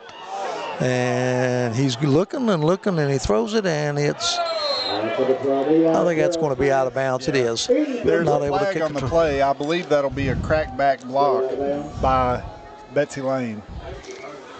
Looks like it'll be. We have a penalty flag on the field. I think that was pretty easy to detect. You see that a lot. He rolled to his left, and it's really tough when he's offensive lineman. Then he rolled out to his right, and he's coming a different direction. It's easy to peel back, and used to be legal. And that's going to be the third penalty for 35 yards against the Bobcats here in the first half. I believe that. Here we go. It'll be it should be a 15-yard penalty. Move it all the way back to the 44-yard line. That's going to make it a second and Joe Nancy. For those of you all not in the Virgie area, that's a long way. It's 19 yards. Hamilton in motion, now reverses field. And he's going to go for the bomb up on top, and it's going to be over everybody's head. Incomplete. Number 14, Kenyon Sloan is incomplete. Sloan, the favorite receiver of Eli Gerald. But he shows he's got the arm strength. Oh, yeah. Got the arm strength. We're looking at 3rd and 19 for the Bobcats right here. Let's see if Gerald, Ronnie Paul all night in these big circumstances, Gerald's found a way. Let's see if he can do it one more time. Well, in this situation, I like a little draw play or a screen. Don't try to get 19. Try to get you 9 or 10 and make 4th down manageable. That's what I'm thinking. Don't try the 3rd and 19. Wideouts to both sides of the field. Hall the lone setback. Good snap. Gerald drops back. He's under pressure for the first time, but he evades it. Throws out in the flat to a man that's wide open. That's Mason Hall, and he gets all the way down to the 20. And I think he first down. That's about a 24-yard gain for the Bobcats. Like you said, Gerald was pressured by 75. I believe that's Josh Newsom. Josh Newsom, yes, sir. And Josh did his job, but was unable to make the play to get Gerald down on the ground. Gerald 4 of 6 for 81 yards. Had completions of 13, 22, 22, and 24. Boy, they are just piling up the first downs. That's 12 in this game. And there's a handoff around the left side to Reese Hamilton. And Hamilton's going to pick up 4 or 5 yards. Gets down to the 15. Good pickup on first down. Boy, they overcome a 3rd and 19. They get 24 yards. Shelby Valley brought the pressure, but to no avail. It's tough. Like I said, it's demoralizing for a defense when you do your job for time after time, and then one big play takes it all away. He did a good job stepping up in the pocket, too. He felt the pressure, stepped up in the pocket, didn't panic. 2nd and 5. That's rare to see a freshman do that, Ronnie Paul. Rattler, but Gerald's going to keep it around the right side. He's not going to get just back to the line of scrimmage. That's Josh Newsom again. I believe that was Eli Blackburn. And Elijah Blackburn also. No gain. But 3rd and 5. 3rd down really doesn't mean all that much tonight, Ronnie Paul. Not with this Betsy Layne offense. Well, they're winning the time of possession also. We're down to 6 minutes remaining in the first half. We're tied at 13, Betsy Layne and Shelby Valley. Glad to have you with us tonight on a beautiful night, beautiful fall night at Robertson Creek. 3rd and 5. I'm going to go out on a limb, big limb, and say Gerald's going to keep the ball. That's a good bet right there, Ronnie Paul. Let's see. Yep, nope, he's going to throw for it. He looks. Now he's going to run. Took him a little longer. He's got the first down inside the 10, the 5, and near touchdown. Pickup of 12 there, and what did I say? Another first down for Betsy Layne. Boy, you don't see that too. That's 13 first downs already in this game here in the first half. And first and goal at the 2. I think with those prognostication skills right there, you need to go buy your lottery ticket, Ronnie Paul. Yeah. Boy, he has killed him on the ground. And he's going to hand off to Hall up the middle, Grayson Hall, and he's in for the score from 2 yards out. Betsy Layne goes back on top, 19-13. That score coming with 5:19 remaining here in the first half. Hall gets his first touchdown of the night. 3 touchdowns these teams have put on the board here in the second period. I think that is Jaden Johnson kicking for Betsy Layne, kicking the extra points. There's a good snap. Johnson puts a leg into it, and it is no good. Partially blocked, and the score remains 19-13. We'll be back with more on the Appalachian Prep Sports Network. Shelby Valley 13.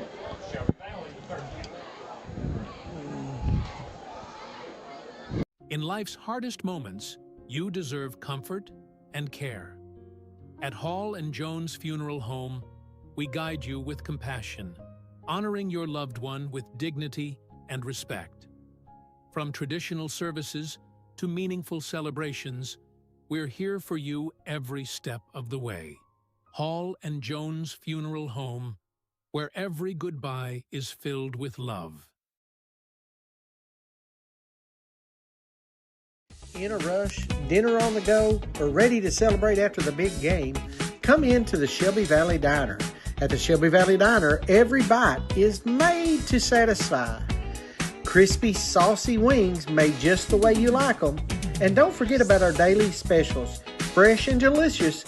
Canyon Sloan with the kick, short kick, and Belcher picks it up at his 27-yard line. This time, good job by the special teams of Betsy Layne. Jackson Belcher still on his feet. Gets out to the 34-yard line, 17-yard return. Betsy Layne, three possessions, 3 scores. If I worked in the bank, I would know that was 100%. Shelby Valley, they've scored on both thirds. Betsy Layne wants a timeout. We'll take a timeout. Betsy Layne 19, Shelby Valley 13. Back with more on the Appalachian Prep Sports Network. In a rush, dinner on the go, or ready to celebrate after the big game, come into the Shelby Valley Diner. At the Shelby Valley Diner, every bite is made to satisfy. Crispy, saucy wings made just the way you like them. And don't forget about our daily specials, fresh and delicious, giving you something new to love every day. Shelby Valley Diner is where flavor meets family. Come hungry and leave happy at the Shelby Valley Diner.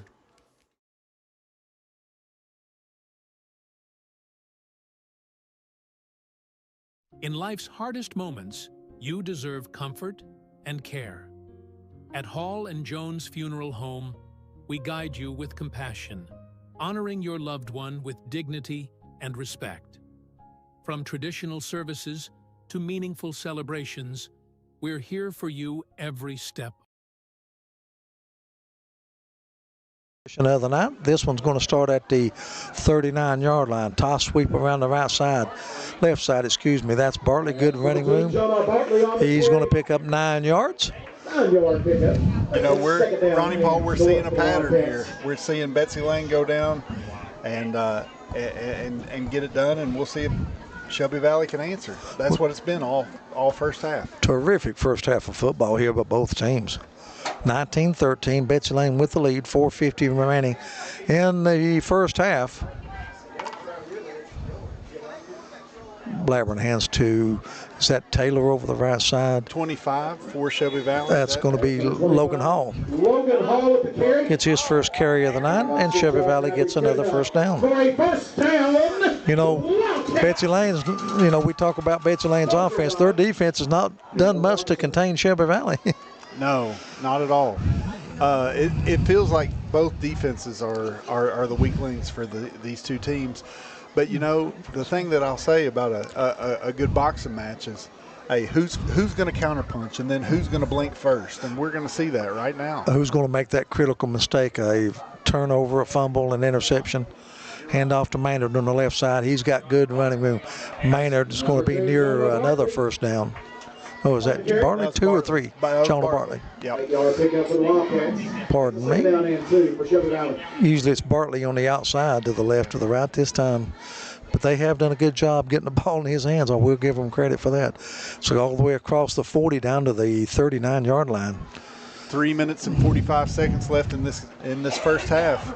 Getting to be pretty critical times for Shelby Valley. You got all 3 timeouts out left, so they really don't need to. There's a handoff to, nope. Blackman's going to keep it, and he's going to get out down to the 35-yard line. And that's going to be enough for another first down. That's right, Ronnie Paul. First run for the night for Elijah Blackburn. Blackburn, a junior, be back next year. Logan Hall, a sophomore. Jonah Bartley, a junior. Tanner Maynard, a junior. They got some pieces coming back. Absolutely. 2 young teams. Toss sweep around the left side. That's Bartley. And first time tonight, Betsy Layne, they do a pretty good job stopping him. Kenyon Sloan in on the stop. Pickup of about 4, though. Nicholas Hall also in on the stop for Betsy Layne. Shelby Valley 2nd and 6 at the 30-yard line. Plenty of time left, 2:49. Lincoln Taylor. Oh, Taylor's got it, and he's off to the races. Taylor down inside the 20, the 15, down near the 10-yard line. Well, I know one thing. I used to play defensive back, and I hated to see those guys come through the line and get up ahead of steam. That looked more like a rugby scrum than a running back right there. I don't want to meet Taylor in an open field, but another first down. This is a handoff to Maynard. Cuts back against the grain. And there's a fumble. Betsy Layne says they have it. Let's see. Yep. Well, I said it. Which team with the critical mistake? And it's Shelby Valley. Recovers the football. While at the 10-yard line. Actually, at the 6-yard line. Is it at the 6? Yes. Shelby Valley would have been close to another first down. He was in a host of tackles. I really can't see what happened, how the ball came loose, but came loose, and Betsy Layne got on it quickly because they signaled quickly. And the first turnover of the game, we talked about who would blink first, and it's Shelby Valley with a critical turnover inside the 10-yard line. And you know, that was Lincoln Taylor on the carry, a sure-handed ball carrier for the Wildcats this year. 2:20 remaining in the first half. Betsy Layne with 2 timeouts to work with. I think they'll try to push it down the field. Probably keep it on the ground, see what they can pick up. They do. They give it to Grayson Hall over the right side. Not much there. Well, I tell you, Ronnie Paul, if they can make a stand right here, Shelby Valley gets the ball in the second half to begin the second half. So, again, even though it's been a difficult night for their defense, if they can make a stand right here, it would be a huge stand for the Wildcats, because second half they begin with the ball in their hands. Looked like we were going to be at least tied going into halftime, but the fumble turns it over, gives it to Betsy Layne.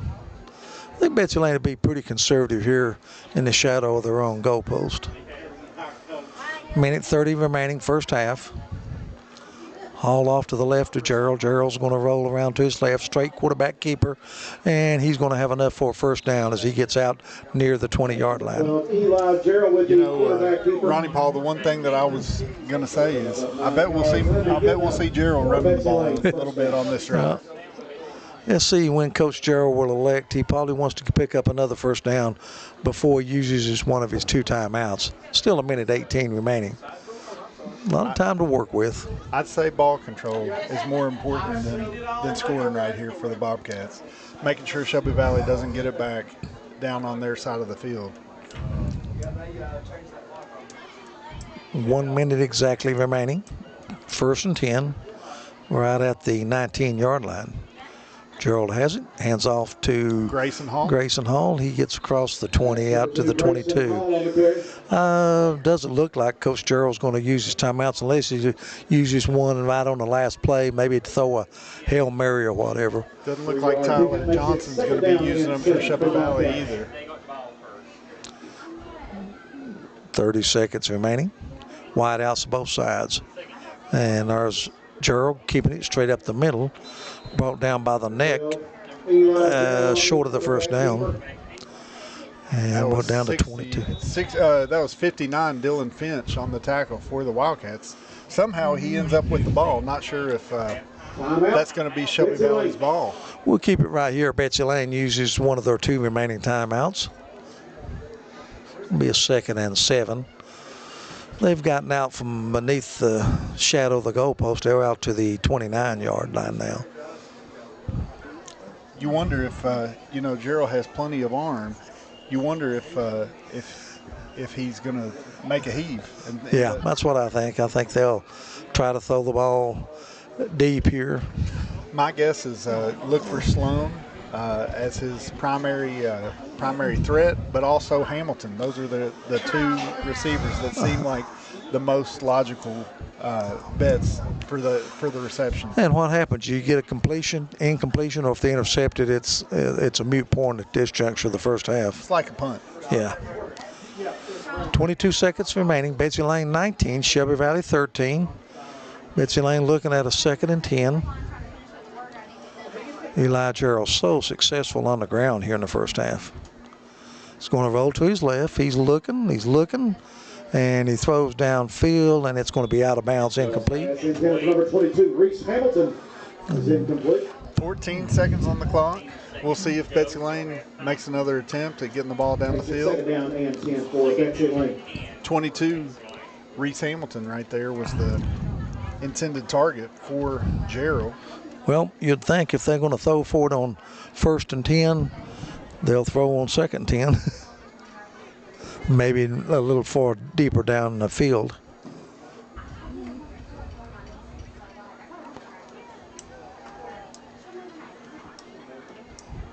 Very, very good first half. Only 1 turnover, very few penalties. Clean game. Gerald in the shotgun. Looks, throws out, trying to throw out in the flat. He's got a man out there and not much there. I think that was Kenyon Sloan with the reception. Short pickup of 4 yards. 3rd down and about 5 for the Bobcats. We got about 8 seconds left for the first half. Yeah, here's wide air it out. You never know. You may get a penalty or something to that effect,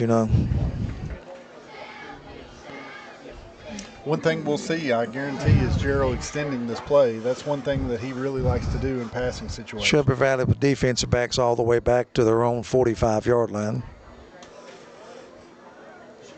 And it's going to be a handoff to Hall up the middle, and Hall's going to be brought down at about the 46, 47-yard line. Jake Mullins and company. Fitch getting up off the bottom of the pile.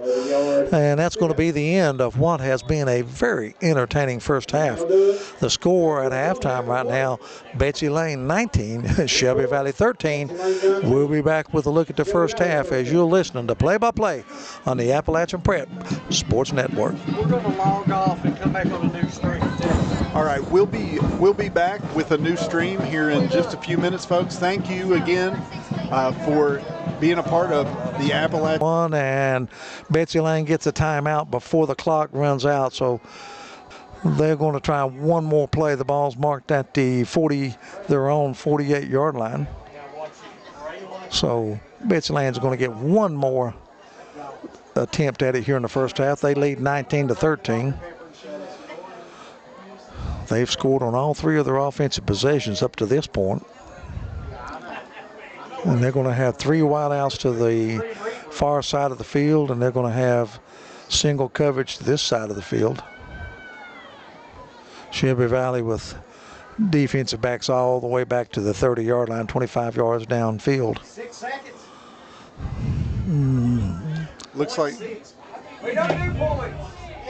Looks like there's going to be 1 second left on the clock. 1 second left. Got a second here. Come on, guys. Snap to Gerald. He thought about a quick screen, bubble screen. Now he's just going to throw a short pass, and it's going to be brought down at the 38-yard line. Looks like there's laundry all over the field, though, Ronnie Paul. That's going to be holding. Shelby Valley would have declined that shit in the first half. They do. And the score at halftime is Shelby Valley and Betsy Layne. Betsy Layne, the Bobcats 19, Shelby Valley 13.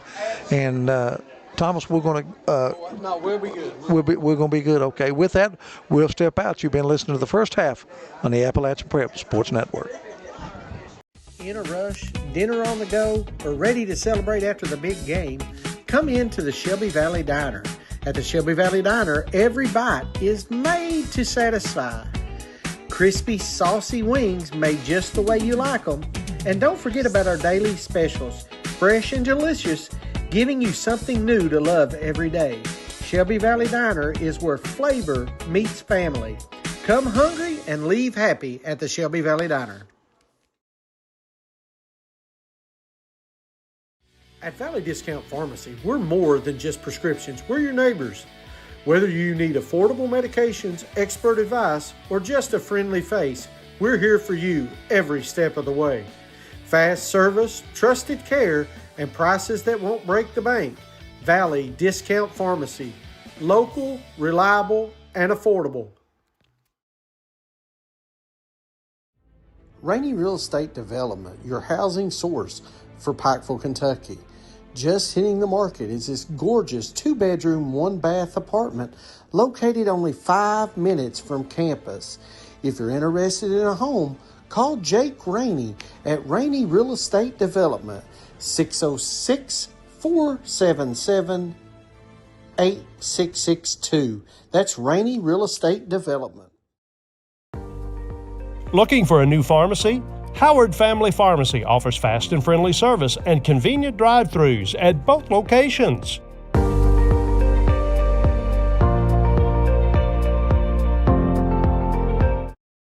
In life's hardest moments, you deserve comfort and care. At Hall & Jones Funeral Home, we guide you with compassion, honoring your loved one with dignity and respect. From traditional services to meaningful celebrations, we're here for you every step of the way. Hall & Jones Funeral Home, where every goodbye is filled with love. In a rush, dinner on the go, or ready to celebrate after the big game? Come into the Shelby Valley Diner. At the Shelby Valley Diner, every bite is made to satisfy. Crispy, saucy wings made just the way you like them.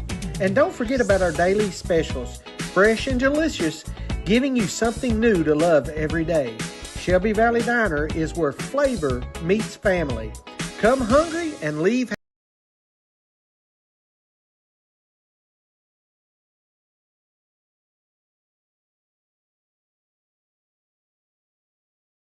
A big round of applause for our Shelby Valley Cats.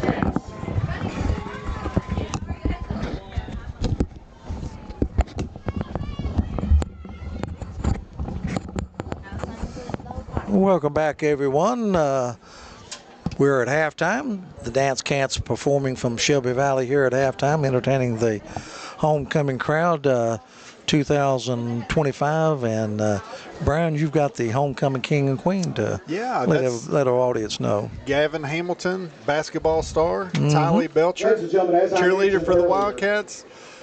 Great to see two young people being recognized for not just by their peers, but also just for their accomplishments as well. Great night for Shelby Valley. And it's a great volleyball season thus far for the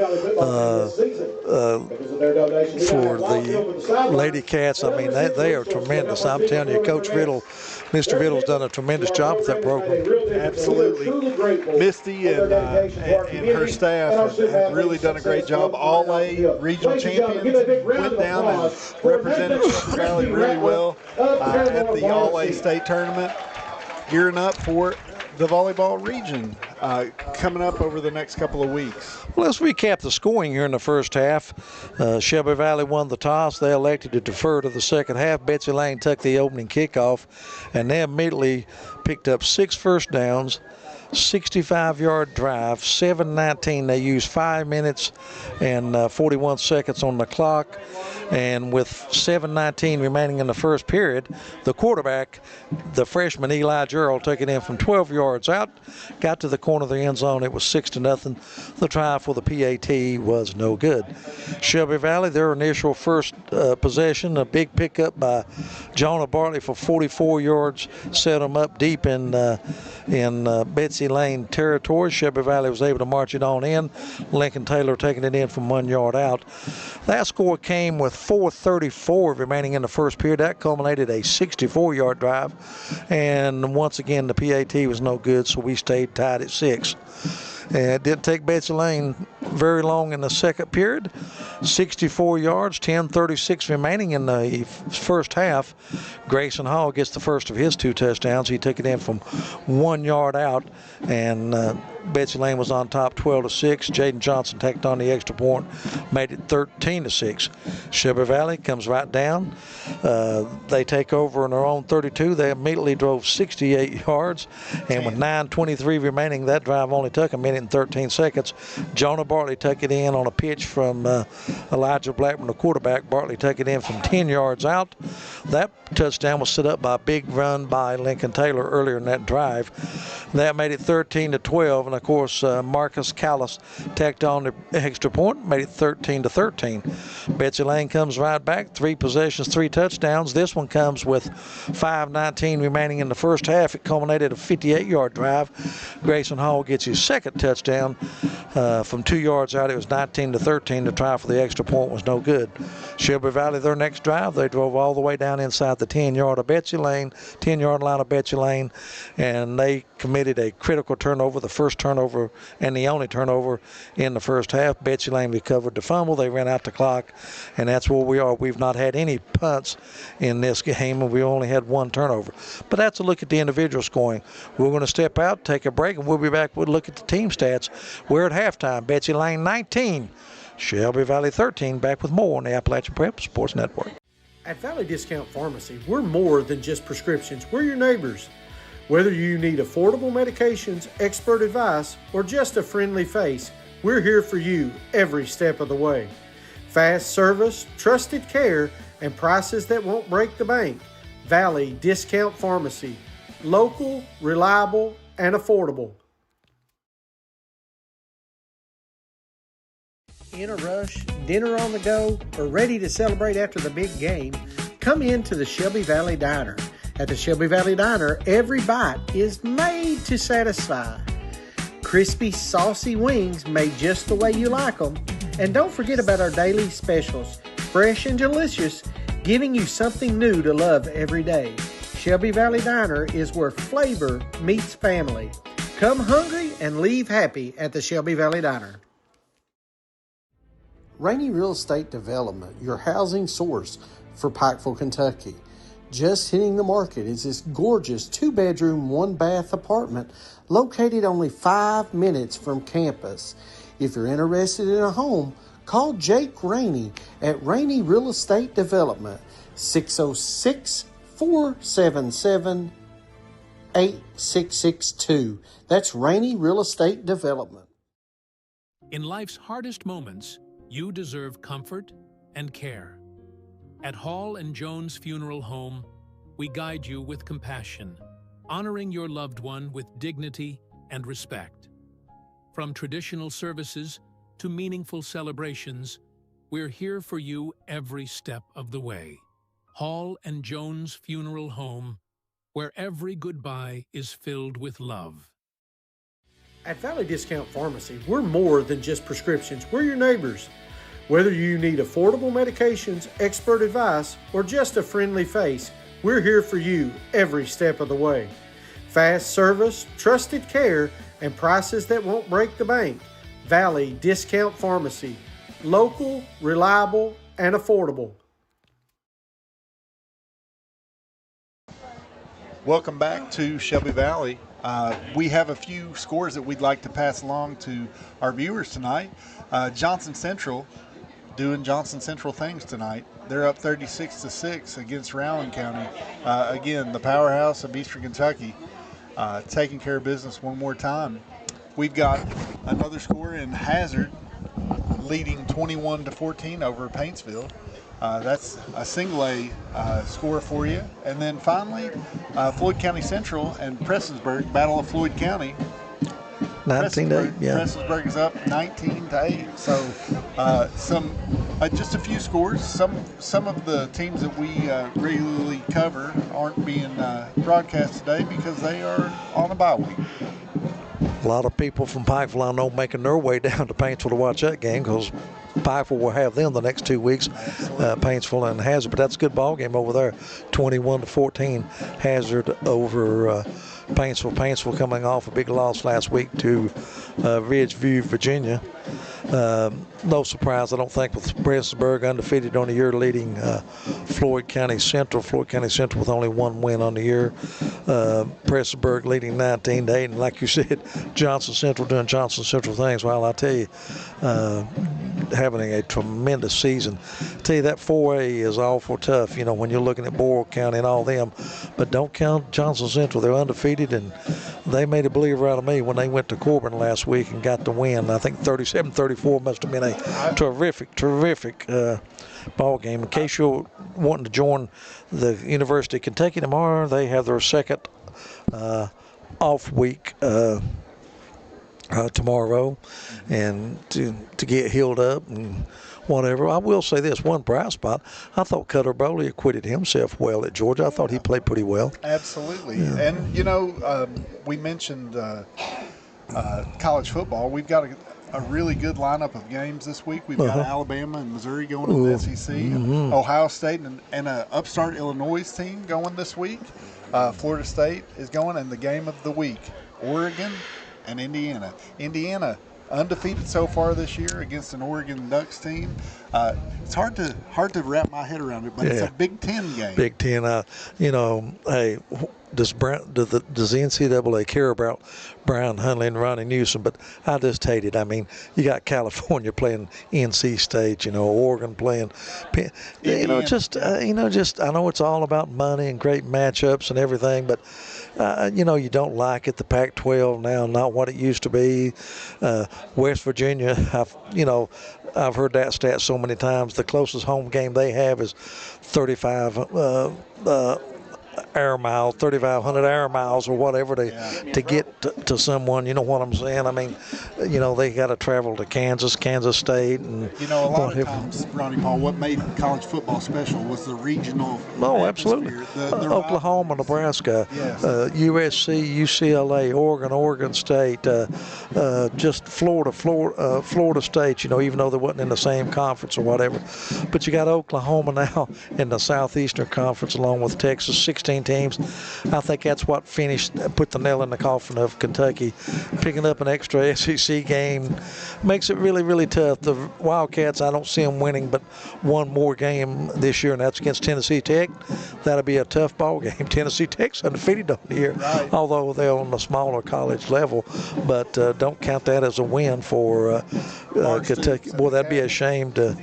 Stoops done some great things. He took us to a lot of bowl games. At one point, you thought he had things on the uprise, but things are really, really fallen off the table the last 2 years. And in this day and time, not a lot of patience with the fans and the big donors.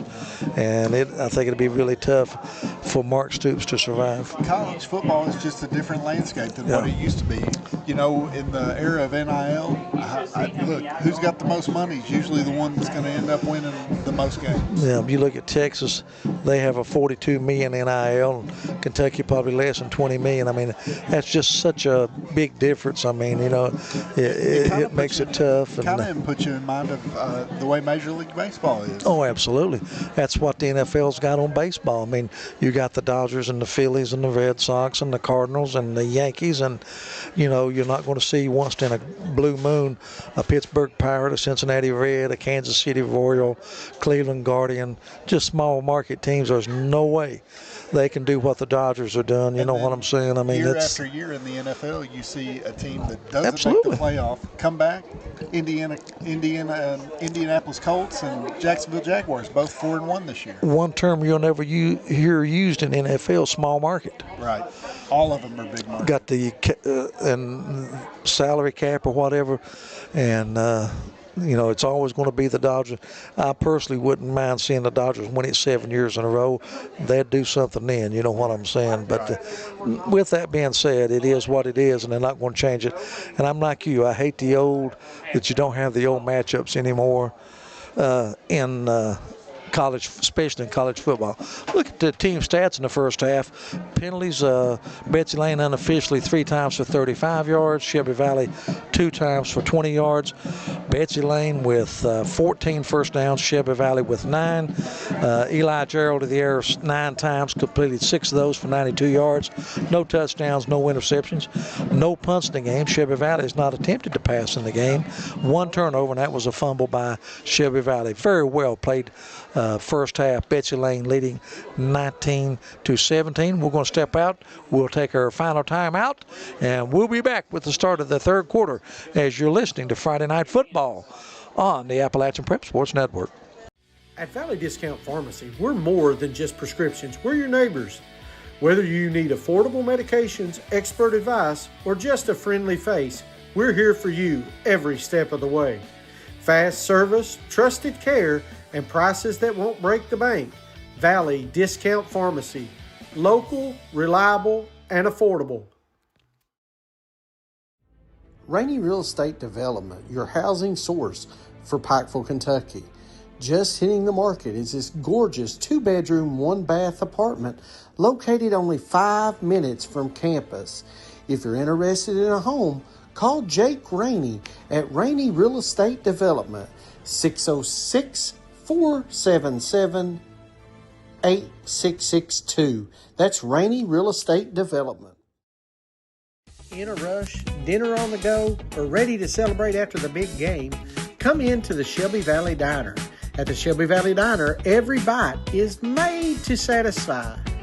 Crispy, saucy wings made just the way you like them. And don't forget about our daily specials, fresh and delicious, giving you something new to love every day. Shelby Valley Diner is where flavor meets family. Come hungry and leave happy at the Shelby Valley Diner. Looking for a new pharmacy? Howard Family Pharmacy offers fast and friendly service and convenient drive-thrus at both locations.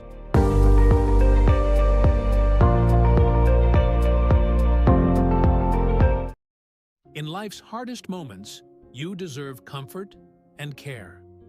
At Hall and Jones Funeral Home, we guide you with compassion, honoring your loved one with dignity and respect.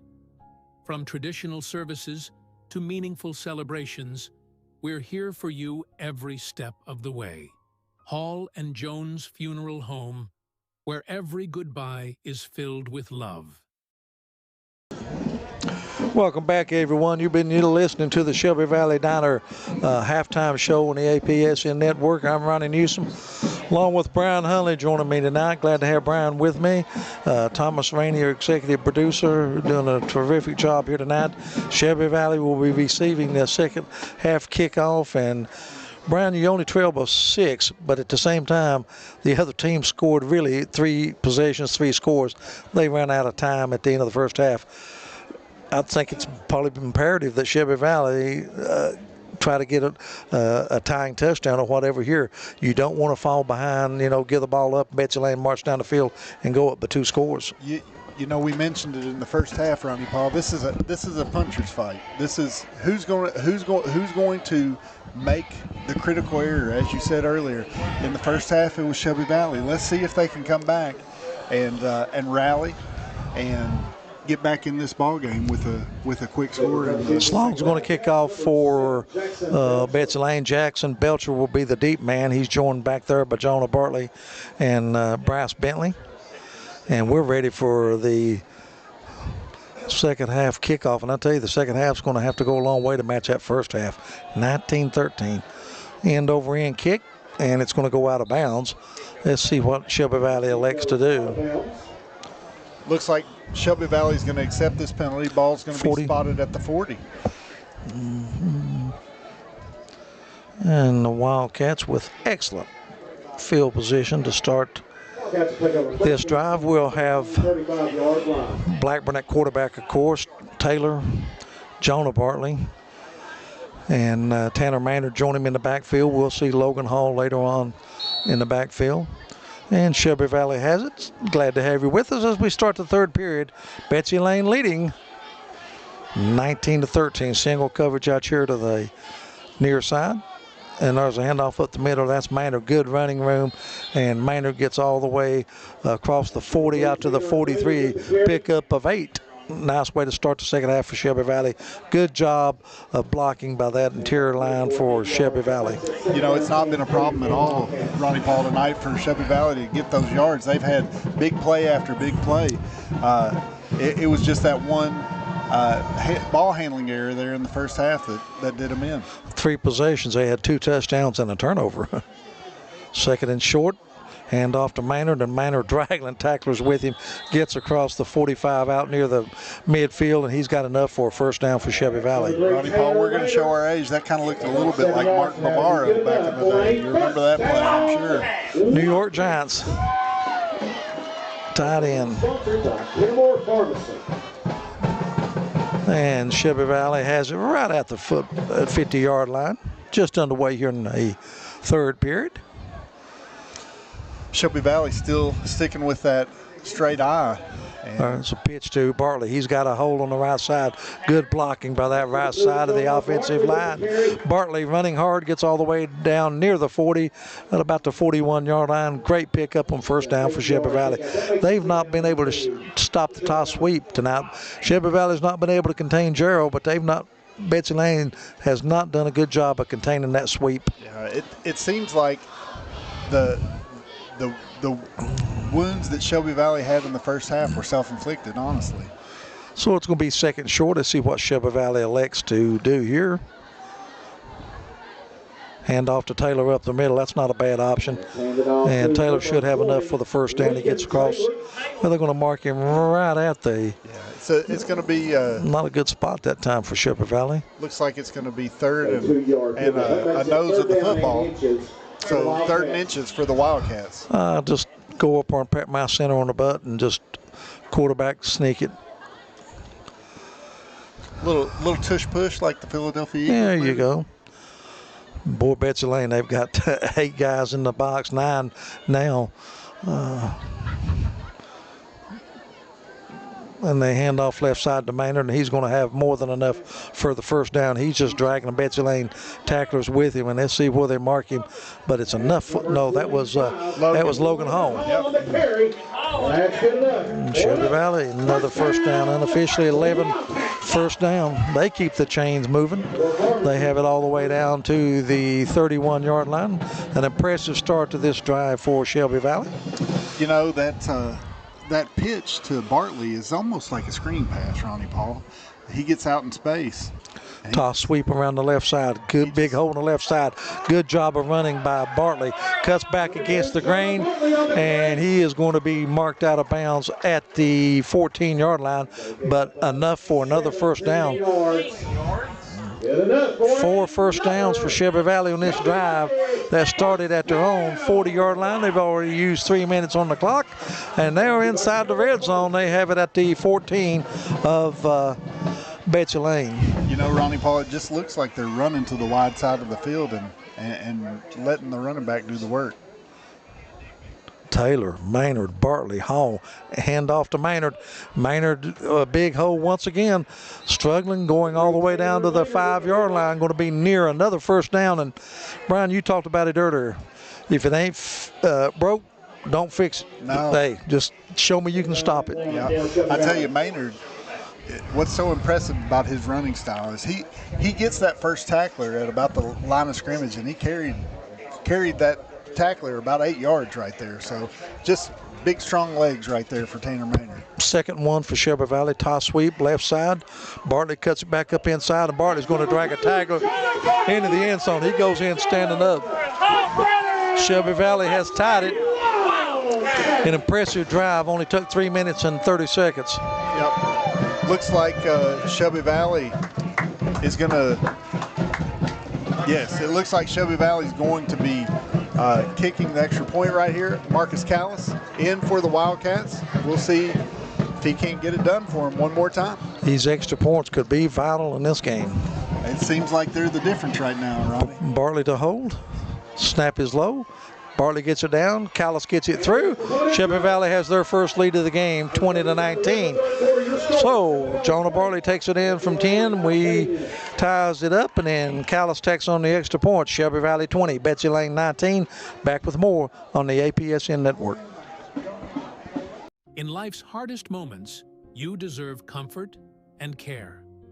At Hall and Jones Funeral Home, we guide you with compassion, honoring your loved one with dignity and respect. From traditional services to meaningful celebrations, we're here for you every step of the way. Hall and Jones Funeral Home, where every goodbye is filled with love. At Valley Discount Pharmacy, we're more than just prescriptions. We're your neighbors. Whether you need affordable medications, expert advice, or just a friendly face, we're here for you every step of the way. Fast service, trusted care, and prices that won't break the bank. Valley Discount Pharmacy. Local, reliable, and affordable. Just want to say a special shout out to the Shelby Valley cheerleaders. They're wearing pink this evening for breast cancer awareness.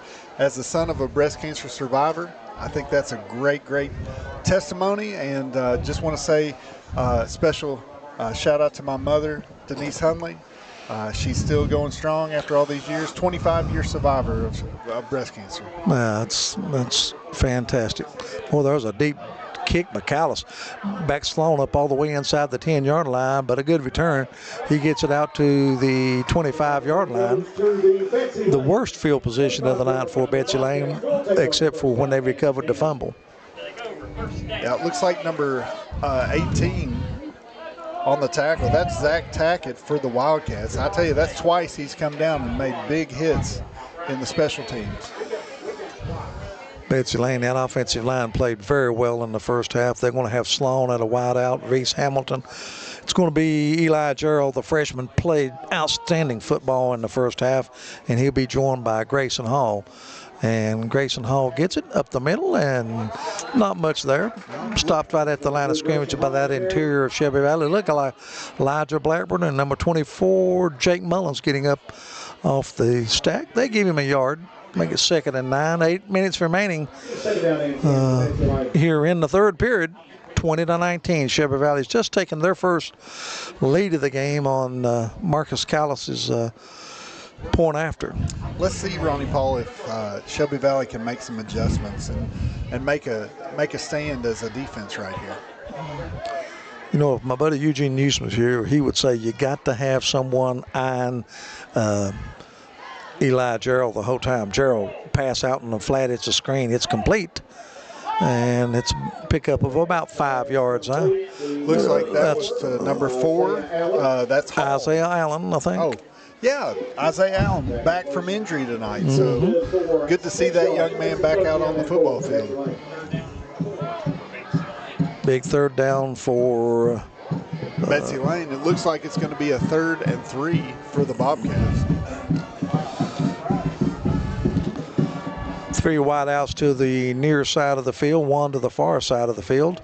They love to spread you out like that to where Eli Gerald can get something up the middle, or Hall. And Hall's got it, trying to get to the outside, and it's going to be close. Depends on the spot. Looks like he's just short, Ronnie Paul. It's going to be 4th and 1 for the Bobcats. But, again, 4th down's not been anything that they've been afraid of tonight. They are 2 for 2 on 4th down conversions tonight. We're down under 7 minutes now remaining here in the third period. Shelby Valley leading 20-19. You know, time flies when you're having fun running the ball. Absolutely. But also when you run the ball, time flies. Ball's marked at the 36. He needs to get to the 37. and it's going to be 4th down. And I'm sure it'll either be a straight handoff to Grayson Hall, or Ratliff will keep it. Gerald, I'm sorry. Right up. Where I get the Ratliff from. And it's going to be Gerald straight up the middle. He's got the first down. Big hit. He paid for it. Yeah. Lincoln Taylor. Whoop. But he got enough for the first down. Tackled on the birthday boy. Yes. Looks like it's enough for a first down for the Bobcats, but I guarantee his ears are ringing after that one. Biggest hit of the night, no question. I don't know if I'd want the first down that bad. I tell you, seeing Lincoln Taylor coming through that hole, got to put some fear into that man's heart. Boy, he just got it. It's marked at the 38-yard line. First down for the Bobcats, and they get a new set of downs. Great football game up to this point, 20-19. Looks like Hall has it around the right side, big hole, and a great tackle. Let's see, Bartley. Wow, nice job by Jonah Bartley on the tackle. I tell you, it seems like the intensity is ramping up during the second half. What do you say, Ronnie Paul? Absolutely, but it was a good pickup for Hall. He picked up 5, make it 2nd and 5 out across the 40-yard line. In case you're just joining us in the third period here, 20-19. It has been a terrific football game. Hand off to Hall over the right side, and he loses the ball. Now who's got it? Shelby Valley has it. Let's see who it was. Elijah Blackburn with the initial hit and the scoop. So not every day you see a quarterback playing outside linebacker. No. Getting ready to lead the offense down the field. Hall had good yardage, and I think he was past Blackburn when Blackburn put the helmet on the ball. First stop of the night for the Shelby Valley defense. And there's a handoff, good yardage for Shelby Valley. Ball's going to be right at the 40-yard line. Looks like Logan Hall on the carry. Logan Hall. For the Wildcats. Ronnie Paul, we said this was going to be like a boxing match. Who blinks first in the first half? The Wildcats. Who blinks first in the second half? The Bobcats. Yep. So we'll see if it stays the course. But the Wildcats are moving the ball down the field right now. Pickup of 3 that time for Hall, 2nd and 7. And they hand it to Taylor. Taylor trying to break free, not much there. Struggles, gets out to about the 43-yard line, going to be short of a first down. Pickup of 3 there, so it's going to be 3rd and 4. And as you talked about earlier, it's going to be 4 downs for Shelby Valley. And penalty marker on the field, let's see what it was. Illegal shift is what it looks like. The initial call for the penalty. And yes, it is. It's going to be against Shelby Valley. That's a big penalty for them. No, isn't it? Wow. That's not a legal shift. Not 15 yards. No. Let's see what. I'm not seeing a signal from the official yet. There it is. It is an illegal shift. Okay. 10-yard penalty right there for the Wildcats. Almost back. It's on the Betsy Layne side of the 50 to 49-yard line. And we talked about it in the pregame. Shelby Valley cannot get behind the sticks, and that's where they are tonight, I think, for the first time. So now they're going to talk this over. It's now saying that we've got 5. An illegal shift shouldn't be 10 yards. Let's see what they're doing here. I tell you, it feels like a little bit of a discussion on both sidelines. You got both coaches out on the field. You got Tyler Johnson over here. He's hollering. Now they're getting it right. At Coach Gerald and Coach Johnson got his wish, got his plea.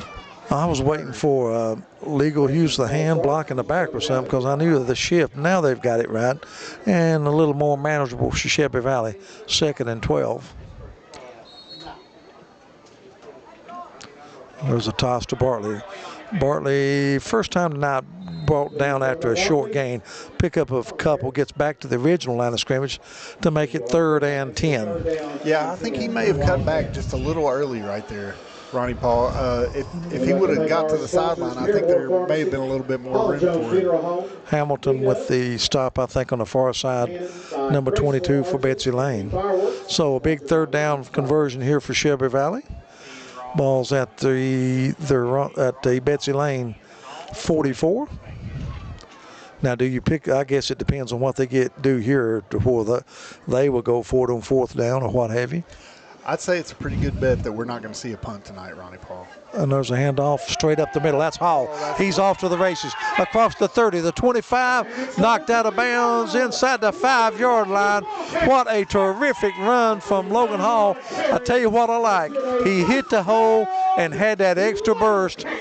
Big tip pickup by Logan Hall. I enjoyed, too, Ronnie Paul, right there at the end of the run. He saw that he wasn't going to beat him. He slowed down just enough to stop that defender, and he got about 6, 7, 8 more yards because of that change of pace. That was great running right there by Logan Hall. Hall got scored the tying touchdown last week, but a tremendous run by the sophomore Logan Hall. And they give it to Taylor up the middle. Looks like he's going to just go into Lincoln Taylor, and Shelby Valley goes on top 26-19. You know, Ronnie Paul, some words that I know you like to hear. When you see Lincoln Taylor right there, that's money in the bank. Yeah, there you go. I like that. Score comes with 3:39 in the third period. Shelby Valley 55 yards on that drive after the fumble. Into the end zone for the Wildcats. Looks like sorry about that. We're at 26-19. It looks like Shelby Valley is going to go for 2 right here. I don't like chasing points at this juncture of the game, and that's me. I mean, even if it works. And it's going to be a keeper from Blackburn. He's not even going to come close to get it. I don't know if you kick the extra point, you're up by 8. The best they can do is tie. Didn't like chasing points there. Shelby Valley 26, Betsy Layne 19. We'll be back with more on the Appalachian Prep Sports Network. Yeah, that was not the best call right there. In a rush, dinner on the go, or ready to celebrate after the big game, come into the Shelby Valley Diner. At the Shelby Valley Diner, every bite is made to satisfy. Crispy, saucy wings made just the way you like them. And don't forget about our daily specials, fresh and delicious, giving you something new to love every day. Shelby Valley Diner is where flavor meets family. Come hungry and leave happy at the Shelby Valley Diner. In life's hardest moments, you deserve comfort and care. At Hall and Jones Funeral Home, we guide you with compassion, honoring your loved one with dignity and respect. From traditional services to meaningful celebrations, we're here for you every step of the way. Hall and Jones Funeral Home, where every goodbye is filled with love. Welcome back, everyone. Lincoln Taylor with his second touchdown run of the night from 4 yards out. Shelby Valley 26-19. They go for the 2-point conversion. It was not successful. And Callis to kick off. Mason Hall back deep. And I tell you, Callis sends it into the end zone. What a kick by Callis. Got the leg. Looked like more like a cannon off that foot. The Norwegian exchange to it. And Shelby Valley has their largest lead of the night, 26-19, 7-point lead. If they kick the extra point, you go up by 8, and the best that Betsy Layne could do would be tie at this juncture, but we got a lot of football left to play. 3:39 remaining in the third period. Bobcats, 3 receivers to the near side of the field. Hall and off to the right side of Gerald. Gerald drops straight back, looking for something out in the flat, and he's got a man wide open. And that's going to be Mason Hall out across the 30. You know, Ronnie Paul, I get the feeling that we may That was Lincoln Hamilton. That was number 1 instead of number 3. We may see a little bit more of the passing game open up right here for the Bobcats. Be a pickup of 10 yards, and that'll be good enough for a Betsy Layne first down. Ball be spotted on the Bobcat 30. And the Betsy Layne comes out throwing. They get it out to the 30-yard line of Shelby Valley. We'll see if they open the playbook up right here, Ronnie Paul, and get a little bit more creative in their play calling. Gerald drops straight back. Good protection. Looks, he's going to go up on top, out in the flat, and it's going to be intercepted. What a play by somebody from Shelby Valley. 14, Evan Bell with the interception at the 35. And there's a lot of college and football players, and there's a penalty marker down. Let's see what this is. Hold the phone. There's actually going to be 2 penalties. Is that going to negate the Evan Bell interception? I think it was a pass interference on Shelby Valley. Again, great. Wow, I didn't see much. I thought they both were going for the ball, and don't want to referee from up here. That didn't see much contact there, but they called the pass interference. Freaking ridiculous. And Betsy Layne gets a first down. And they hand off to Hall. He's going to be dropped behind the line of scrimmage. 75, Josh Newsom with the stop. Betsy Layne got the first down easier. What was your thoughts on that, Brian? I mean, I thought it was pretty good coverage. He turned around and looked for the ball. It's definitely a tough play. Tough call. And when you're a DB, you want to have a little bit of leeway to be able to hand fight with that receiver, and I thought that's all that was. He turned his head around, made a great play. And I thought the flag come in late. It's like, if it's incomplete, I'm not going to call anything, just to be honest with you. But then they get the interception, then they throw the flag. But it is what it is.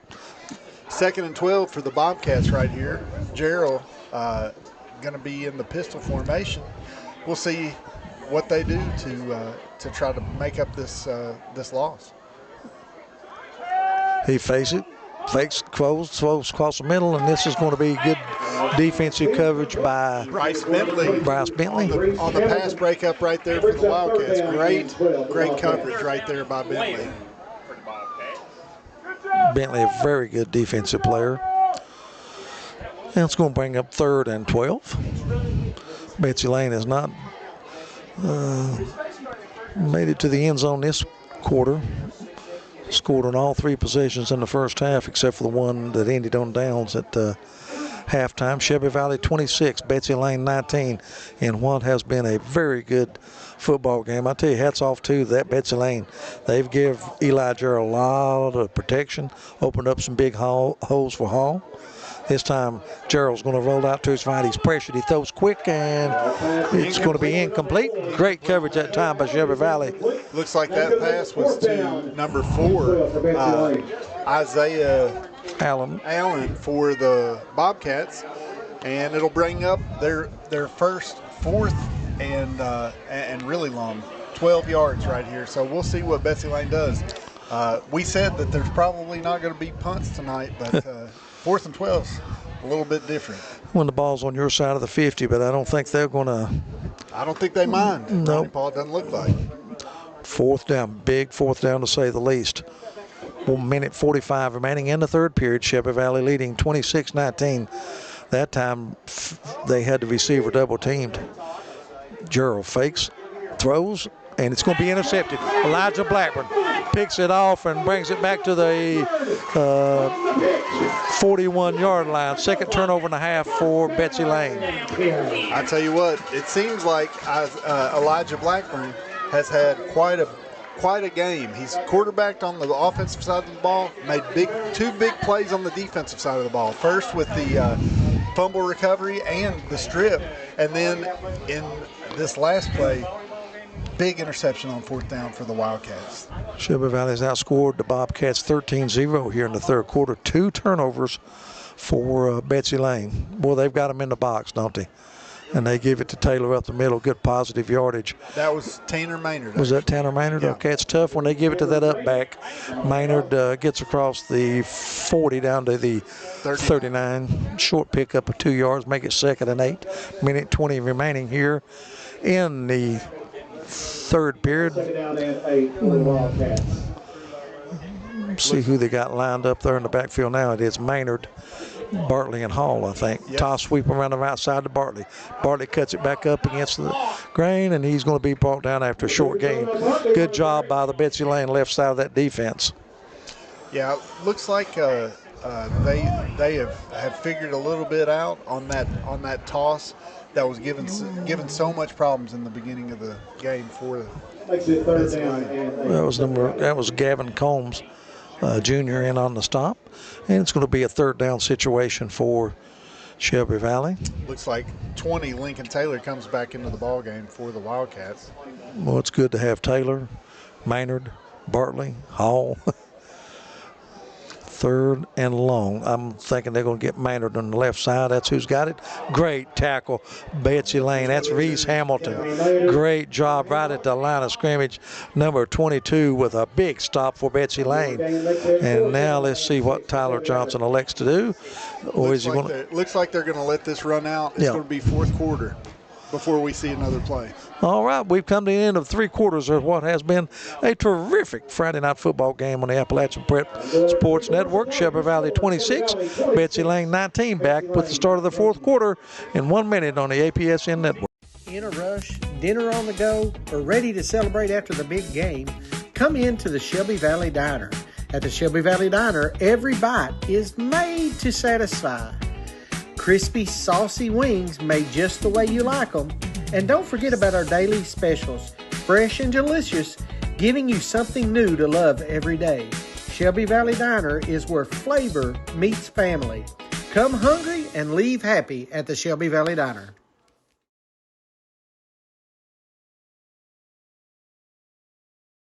At Valley Discount Pharmacy, we're more than just prescriptions. We're your neighbors. Whether you need affordable medications, expert advice, or just a friendly face, we're here for you every step of the way. Fast service, trusted care, and prices that won't break the bank. Valley Discount Pharmacy. Local, reliable, and affordable. Welcome back, everyone, to the start of the fourth quarter. Shelby Valley facing a 4th down and 6, leading 26-19. Blackman's going to roll out. He's looking for somebody. He throws it down the field to somebody wide open. And that is Bryce Bentley, and he's going to take it in. What a move by Bentley. What a call by Coach Tyler Johnson. Hats off to you, Coach. Heck of a play. Fooled all of us. And they say go for one. And that was a 43-yard pass from Blackburn to Bryce Bentley. And it's too bad we can't go back and replay that and see how Bentley got so open. But a big conversion on 4th down, and Shelby Valley takes advantage of the turnover. Marcus Callis on to kick the extra point for the Wildcats. Callis 2 of 3 on the night. Snap is up. Kick is good. And Shelby Valley goes on top, 33-19. Back with more on the APSN Network. Betsy Layne 19. In life's hardest moments, you deserve comfort and care. At Hall and Jones Funeral Home, we guide you with compassion, honoring your loved one with dignity and respect. From traditional services to meaningful celebrations, we're here for you every step of the way. Hall and Jones Funeral Home, where every goodbye is filled with love. At Valley Discount Pharmacy, we're more than just prescriptions. We're your neighbors. Whether you need affordable medications, expert advice, or just a friendly face, we're here for you every step of the way. Fast service, trusted care, and prices that won't break the bank. Valley Discount Pharmacy. Local, reliable, and affordable. That must be what it was. Welcome back. Marcus Callis about to kick off for the Shelby Valley Wildcats. It is 33-19. Shelby Valley leading in the fourth quarter after a big play from Elijah Blackburn to a wide open Bryce Bentley right there. And Blackburn set it up, his own touchdown pass with the interception. Shelby Valley, they've outscored the Bobcats here in the second half, 20-0. Callis puts a boot into it, and it rolls into the end zone. And Betsy Layne once again have to take over at the 20-yard line. I tell you, these returners for Betsy Layne, I think they're a little close, Ronnie Paul. What do you think? Yeah, absolutely. Callis putting a leg in it. The Norwegian showing you how it's done. And Betsy Layne, plenty of time. No use to panic. They can still run their game plan. Still time. Absolutely. Just 2 scores. And as you said, Betsy Layne, the more balanced team, so they definitely still have a passing attack that we've just not seen a whole lot of tonight. No reason to panic at this juncture. Gerald drops straight back. Now he's going to roll to his right. He's looking, and he's going to throw it out of bounds. Heads up play by Gerald. I'll tell you, that freshman, he's got a lot of poise, doesn't he? I mean, That's what I was getting ready to say, Ronnie. A lot of in control.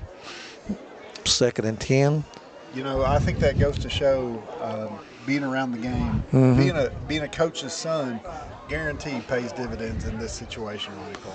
As we said, clock is not a problem right now. We still have 11:41 to play in this game. Both teams still have all timeouts for the second half, so lots of football left.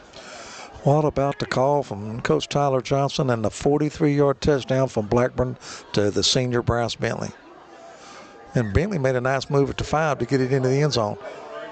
Here's a long throw down the field. He's got a man open. Ooh, off the fingertips. That time it was about the 35-yard line. I tell you, Eli Gerald can air it out, and had the big guy, Isaiah Allen, senior, down the field. He was behind the defensive backs, but ball overthrown. Brings up 3rd and 10 for the Bobcats. I think they'll keep it this time with the quarterback, try to pick up some positive yardage to where they can go for it on 4th down. That's my opinion.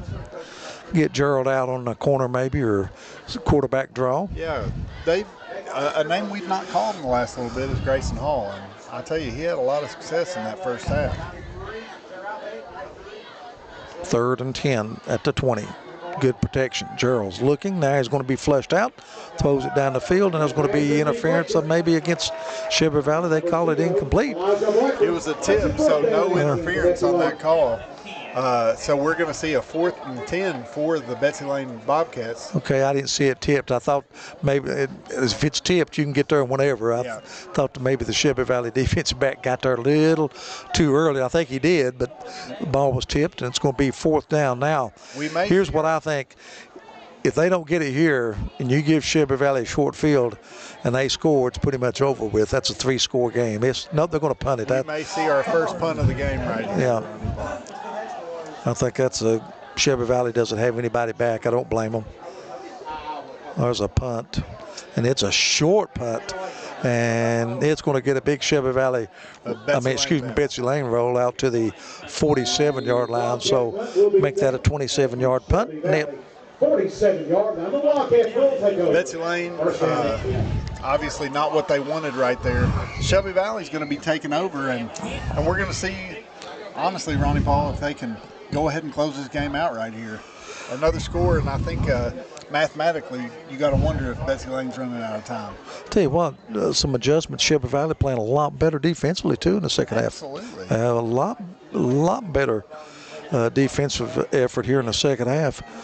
11-15, a long way to go on this one. Maybe Betsy Layne try to get a turnover here. But I think it's very important, it goes without saying, to stop Shelby Valley on this drive. They give it to Taylor. That's not a good start. Taylor's off to the races. The 30, all the way down to the 26-yard line. Ronnie Paul, can't help but think about horse racing when you think about football, right? Yeah. So we've got a Clydesdale, we've got a workhorse, and we got a thoroughbred in the backfield. They just gave it to their Clydesdale right there. Absolutely. 20-yard pickup, another first down for Shelby Valley. That's 18 unofficially for them. Handoff up the middle. That's Maynard. Let's see, he gets all the way inside the 20 down to the 16-yard line. Gets about an 8-yard carry right there. I tell you, Shelby Valley's got it going in the second half, don't they, Ronnie Paul? They've had the ball most of the second half. Is that a tired Betsy Layne defense? Blackburn, the pitch is Bartley. Let's see. Oh, no. Nope, it's declined. Looks like a legal participation. Yeah. Probably maybe had 12 men on the field. Yep. So Bartley's run stands, and it's inside the 10-yard line. Shelby Valley cannot pick up a first down. Unofficially now, 19 for Valley. They are piling up the first downs. 10-27 remaining. Hall on the carry gets down about the 5-yard line. And you know, at this point, Ronnie Paul, you can't help but look at the clock. We're at 10 minutes to go, and Shelby Valley's already up 2 scores. This would be 3 for the Wildcats. Valley's outscored Betsy Layne 20-0 here in the second half. There's a fumble. Ball on the ground. And Blackburn has to fall on it. I'll tell you, still Betsy Layne defense, if they can get a stop here, we still have a ball game. It's going to be 3rd down and goal. This time there was a loss of 1. Move it back to the 6-yard line. Boy, Blackburn was fortunate. He stuck it in the stomach of the up back and wanted to keep it, but Blackburn under center, as he's been all night. Taylor's the up back, and they give it to Maynard, and Maynard is that Maynard? 25. Hall with the touchdown. Logan Hall gets his first touchdown of the night, and Shelby Valley's on top now, 39-19. And Callis with a chance to put the 40th point on the board. Nice job of that offensive line on the right side of Shelby Valley. And Logan Hall, I tell you, I love the way he hits that hole. I'm telling you, he runs hard. You know, Ronnie Paul, that's the 4th Shelby Valley running back that scored tonight. That's pretty impressive. Yes, it is. I agree with you. Good. Barley to hold to make it 40-19 and give them a 21-point lead. Snap is good. Callis and blocked, no good. And with 9:20 to go, it's Shelby Valley 39, Betsy Layne 19. We'll be back with more on the Appalachian Prep Sports Network. Oh, he lost back to the 6-yard line, didn't he? In life's hardest moments, you deserve comfort and care. At Hall and Jones Funeral Home, we guide you with compassion, honoring your loved one with dignity and respect. From traditional services to meaningful celebrations, we're here for you every step of the way. Hall and Jones Funeral Home, where every goodbye is filled with love. At Valley Discount Pharmacy, we're more than just prescriptions. We're your neighbors. Whether you need affordable medications, expert advice, or just a friendly face, we're here for you every step of the way. Fast service, trusted care, and prices that won't break the bank. Valley Discount Pharmacy. Local, reliable, and affordable. Welcome back, everyone. Ronnie Newsom along with Brian Hunley. Thomas Rainey, glad to have you with us from Shelby Valley High School. The Wildcats, a big second half now. They've outscored Betsy Layne 26-0. Shelby Valley's only not dented the end zone one time, and that's when they fumbled inside the 10-yard line.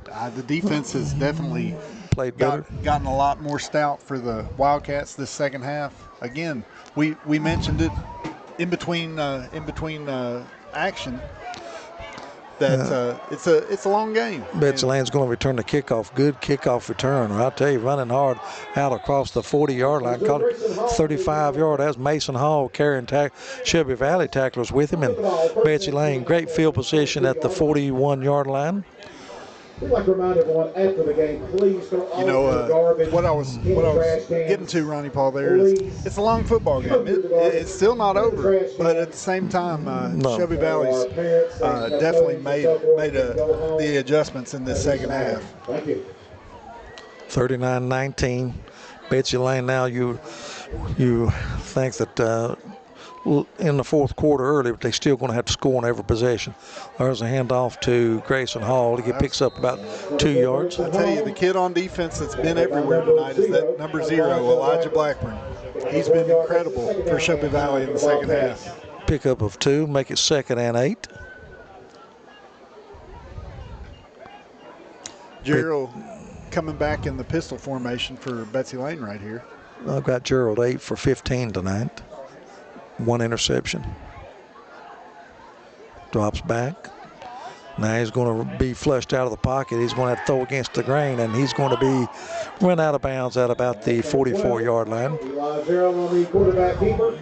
Newsomer to make sure he ran out of bounds. It's going to be 3rd and 7 for the Bobcats right there. About a half a yard right there for Gerald. He ran about 50 yards, but got about a half yard of distance right there. And one of the few times Shelby Valley, they brought pressure up the middle, kind of flushed him out of the pocket.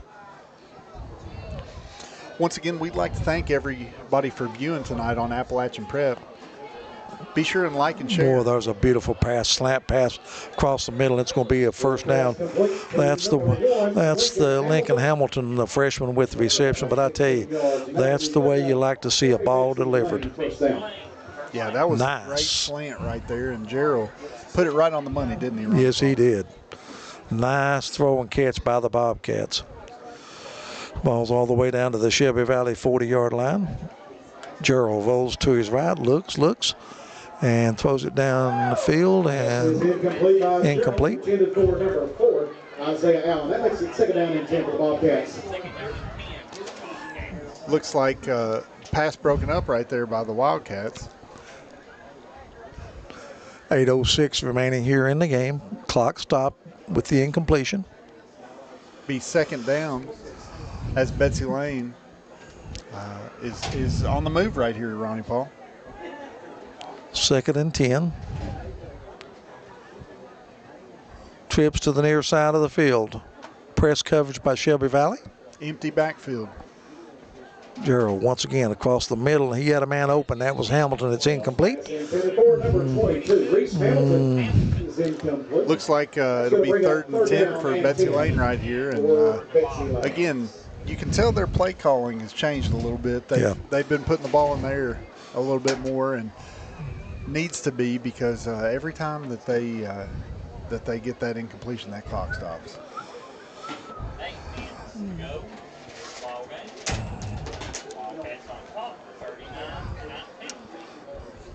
Gerald back in the shotgun. Haul off to the left side of him. Going to drop back, looks. Now he's going to run for his life and throws downfield. And that's going to be, I think, incomplete. It is. Broken up right there by number 2, Jonah Bartley. I got Gerald now 3 straight incompletions. That puts him at 9 for 19. And a 4th down situation coming up. And I will say this is pretty much your game right here. You get a first down, you go down, score, you're right back in it. You never know. Onside kick. A lot of things can happen. Ask the Raceland Rams against Pikeville. That's right. 39-19. 4th down, 10. Gerald standing back at his 45-yard line. He looks, going to the slant, and he's got him. And now it's going to be, wow, what this is going to be a mark. Yeah, the mark's going to be the difference. I think he's short up from here. It's a pickup of 9 or 10. Let's see what it is. It's short. Yeah, it looks like it's going to depend on. Oh, gosh, they moved it up to the, that's a first down. But, boy, he was hit at the 38, 39 yard. Yeah, that's Tyler Johnson's wanting a timeout. He is livid on the sidelines, and I would be too. He never got to the 30. I mean, let's just tell it like it is. He never got to the 30, and the guy here, the field judge, had it marked at the 39, way short, and Shelby Valley's offense was coming on the field, and they moved it up to the 30-yard line. There's no way, but it's not going to change. Yeah. It's a first down for Betsy Layne. At the very least, Ronnie Paul, that should have been a spot, and should have been measured. They should have had a measurement on that one. Shelby Valley's close to getting maybe a unsportsmanlike, because that's not going to change. But I don't know why they move the ball. Terrible job of officiating, to be honest with you. Terrible. There was a timeout called by Shelby Valley for no reason. They just moved the ball from the 31 to the 30. The receiver, if you watch on replay, when you want to rewind this game, you will see he never got to the 30, but it's a first down for Betsy Layne. That's a gift from the guys in the striped shirts. Maybe they just wanted to see a good ball game. Right? There you go. Anyway, 7:34 remaining. Betsy Layne stays alive in this game on the completion to Hamilton. All right, Gerald right here In the shotgun formation, Grayson Hall, his running mate for the evening, is beside him. Shelby Valley going to bring some people on the blitz. Gerald flushed out of the pocket. He's looking, and throws it out of bounds. Looks like Penalty flag on the field. That's a makeup call. looks like 60 right there for Shelby Valley with the pressure. I believe that's check. Looks like Caleb Thacker right there on the pressure. Looks like it's a hold for the Bobcats. Hearing a lot of applause for Shelby Valley's from Shelby Valley's fans right there, Ronnie Paul. I think they may be thinking that's a makeup call. Yeah, 5 penalties against Betsy Layne for 50 yards. Backs them up to the 40-yard line. But when you got Eli Gerald, 1st and 20 is not that big a problem. Outstanding freshman quarterback, great future ahead, and he's going to have a lot of weapons around him for 2 or 3 years. That's one of the keys. Yeah, this is going to be a fun. Pushing and shoving and. That's the ones that Mom, me and my brother got into it. They say, get your hind end back in the house. Yeah. Isn't that about right, Ronnie? Absolutely.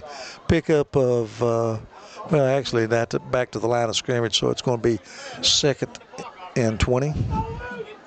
All right. Well, we're gonna see 2nd and 18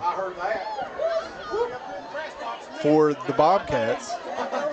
We got Gerald. 2nd down. Gerald under a lot of pressure, throws out in the flat. He's got a completion to Lincoln Hamilton. Hamilton's going to pick up good. Oh, it's Mason Hall. Hall running hard, and it's going to be marked down at the 21-yard line, short, but very close to a 1st down. Lincoln Hamilton with the reception. 59 on the tackle for the Wildcats. I believe that's Dylan Finch for Shelby Valley right there with the tackle. Looks like another first down. Oh, okay. Another spot that looks a little questionable. Tell you one thing, no quit in these Bobcats. I'm telling you, they are battlers. Yep. 6:15 remaining in this game. Clock now, you'd have to think you'd call it an ally of Shelby Valley. Betsy Layne needs to score and score quickly. 6 minutes to go in this ball game. There's a screen pass out to Canyon Sloan. Sloan's going to pick up 5 yards down to the 15-yard line. You know, those kind of plays right there, Ronnie Paul, they don't mind those. Shelby Valley doesn't. Because, you know, that clock keeps moving, and like you said, the clock is a friend for Shelby Valley right now. Betsy Layne, they've overcome a 4th down and 10. They've overcome a 2nd and 20. Hand off to Hall. Hall tries the right side. Not much there. Gets across the 15 down to the 12. The clock continues to move. 5:20 remaining in this one. You know, every time that there's a run, Ronnie Paul, you got to think at least 20 seconds is coming off the clock. So those runs are going to become fewer and fewer for Betsy Layne. Single coverage out here to the near side for Betsy Layne. Let's see if they try to exploit that. They give it to Hall, and not much there. He's going to be close to the 1st down, but Betsy Layne, they have 3 timeouts left. All 3 timeouts left here in the 2nd half. It's going to be a 4th down and 4th and inches for Betsy Layne. 39-19, Shelby Valley with the lead. 4th and short. Eli Gerald getting the call from his head coach. I think he's going to take it right up the middle. Nope, they're going to give it to Hall, and I think Hall's got enough for the 1st down. Got it, but not by much. Yeah, it looks like it was a. Just give it to him. You don't need to measure. He just fell forward right there, Ronnie Paul, and that was just enough. Move the chains. New set of downs for Betsy Layne. 4:20 remaining in this one. What's been a good football game. You got to think that Shelby Valley doesn't mind this right here, Ronnie Paul. Gerald rolling to his right, looking in the end zone. He's going to throw it out of bounds. Clock stops with 4:04 on the clock in the 4th quarter right here for the Bobcats. We've got 2nd and goal from the 10-yard line. And again, we've got Gerald just trying to find a way. Right here. Gerald 12 for 24. I'll tell you what, he was near 100 yards in the first half in rushing. Betsy Layne has not scored here in the second half. They led 19-13 at halftime. Shelby Valley has put 4 scores on the board here in the second half. Betsy Layne's turned it over twice. Gerald's looking and the pocket collapses. Oh, good job by Gerald. Now he's got plenty of time and he's going to throw this one out of bounds. I tell you what, he's tough to bring down that pocket. I'm telling you. He's a big, strong Lamar kid. Jackson, he can get away from the rush. But he's also fleet of foot.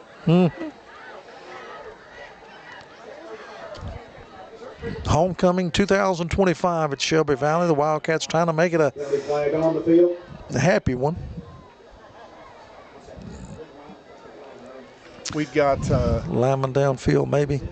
Yeah, looks like an illegal man downfield is the call for. Whoa, maybe not. Maybe something a little bit more serious right there. Maybe a personal foul right there, Ronnie Paul.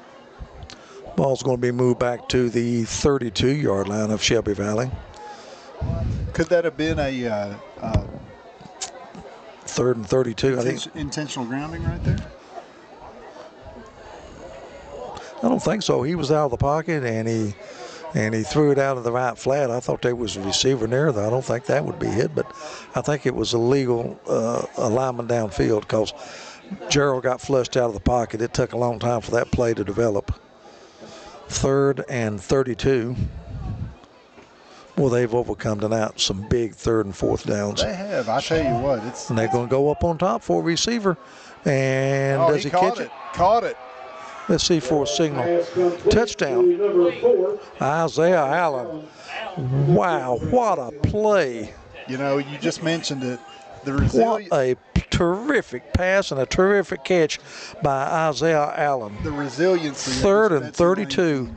Incredible. No quit in them. 3:45. That makes it 39-25. Johnson's going to try the point after, and then we'll see an onside kick. Well, you got to believe it. Boy, 3rd and 32, you know, you get to get back. You don't let anyone behind you. You know what I'm saying? But Allen is a big, tall target. He went up and fought for that ball. Great play by Allen. And there's a extra point try. It's no good. And we're getting ready for an extra point try with 3:45 remaining in this one. It's Shelby Valley 39, Betsy Layne 25. Back in 1 minute on the Appalachian Prep Sports Network. In a rush, dinner on the go, or ready to celebrate after the big game, come into the Shelby Valley Diner. At the Shelby Valley Diner, every bite is made to satisfy. Crispy, saucy wings made just the way you like them. And don't forget about our daily specials, fresh and delicious, giving you something new to love every day. Shelby Valley Diner is where flavor meets family. Come hungry and leave happy at the Shelby Valley Diner. At Valley Discount Pharmacy, we're more than just prescriptions. We're your neighbors.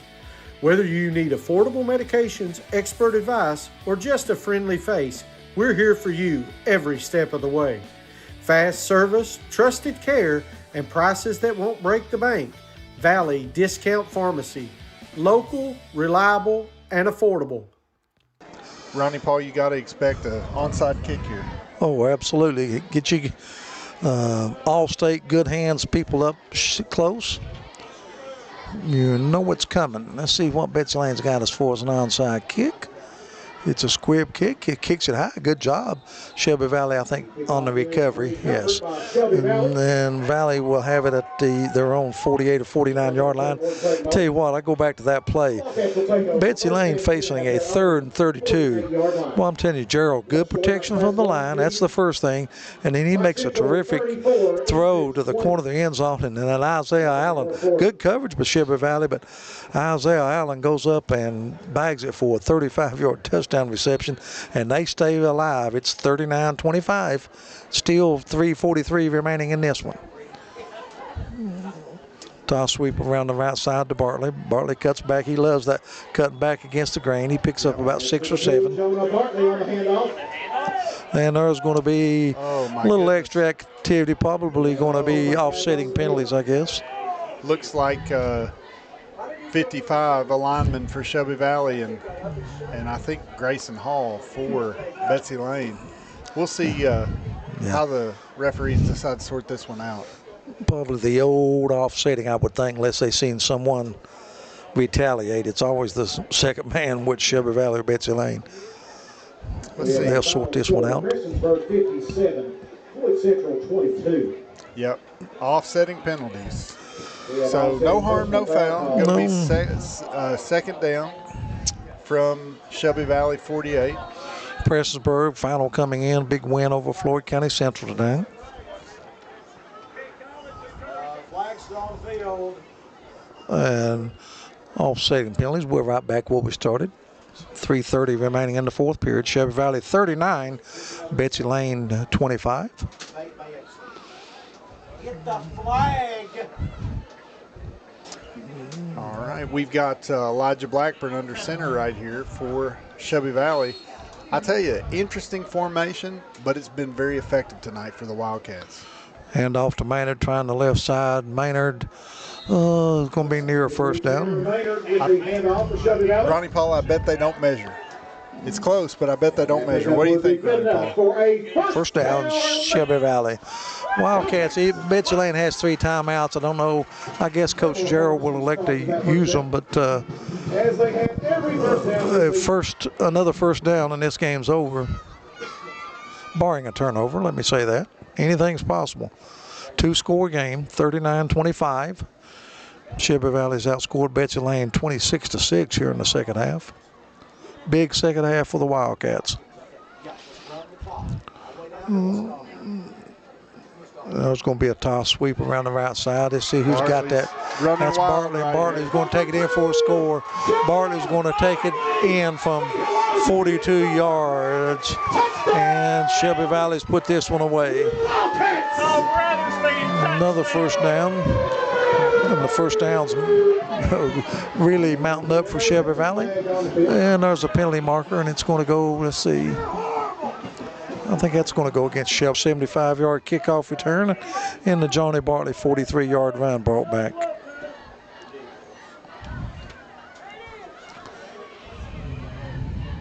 Well, they're going to try it again. Bartley has it.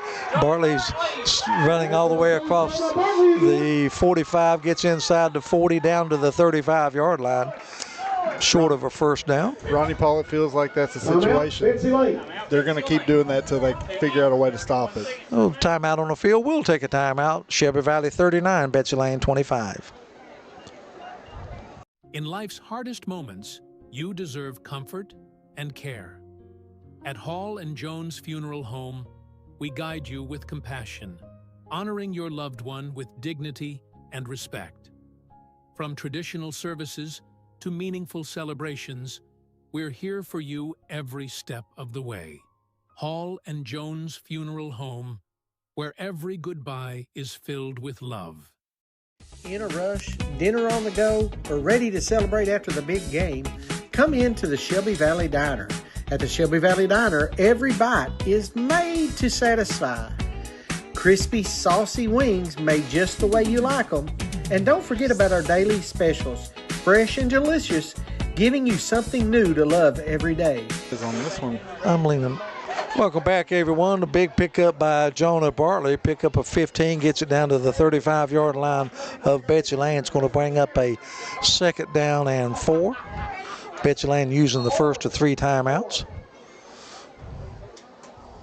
And toss sweep around the left side. That's Jackson Belcher, the freshman. Belcher is off to the races, the 20, the 15.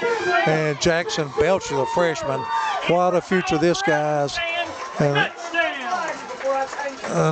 let's see, Belcher's going to get credit for the 32-yard touchdown pass. So another different Wildcat gets on the scoreboard. Great career ahead of him for Shelby Valley. 45-25. Marcus Callis on for the extra point, and it's good.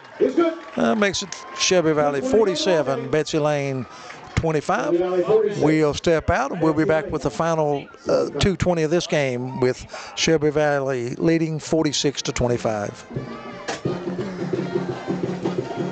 At Valley Discount Pharmacy, we're more than just prescriptions. We're your neighbors. Whether you need affordable medications, expert advice, or just a friendly face, we're here for you every step of the way. Fast service, trusted care, and prices that won't break the bank. Valley Discount Pharmacy. Local, reliable, and affordable. In life's hardest moments, you deserve comfort and care. At Hall and Jones Funeral Home, we guide you with compassion, honoring your loved one with dignity and respect. From traditional services to meaningful celebrations, we're here for you every step of the way. Hall and Jones Funeral Home, where every goodbye is filled with love. Big second half for Shelby Valley. They've outscored the Bobcats 33-6, and the lead has ballooned now to 21, 46-25. Brian, you got some scores? Yeah, one update. Hazard, 28.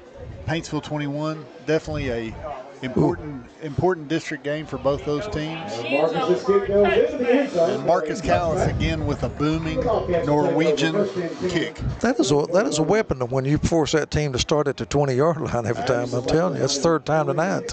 You know, and not afraid to get his nose in there and get a tackle. He's had a couple tackles tonight as well. What about the freshman? I'm telling you, a little toss sweep, and he says, I can carry the mail, and he did.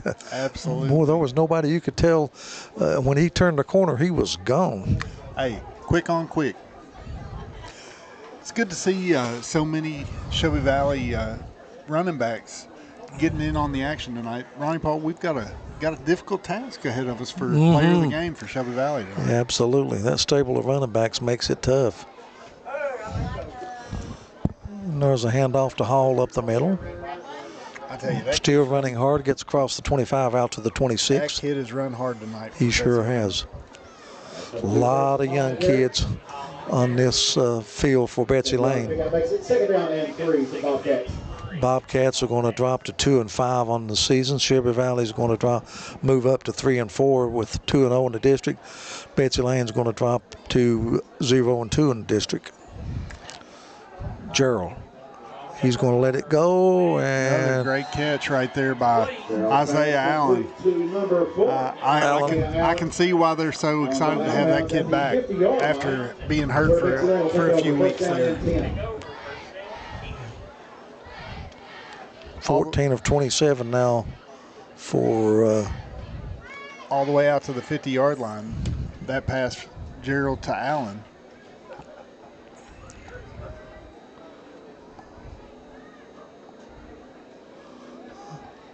Hand off to Hall, tries the left side's going to pick up 3 yards. Grayson Hall, only a freshman, two touchdowns tonight. Looks like Betsy Layne's gonna just play this one out, Ronnie Paul. Gerald has ran for a touchdown. He's thrown for one. He's had a terrific. And then Grayson Hall, couple touchdowns on the ground for him as well. He's going to get a carry again, and he may have a third one.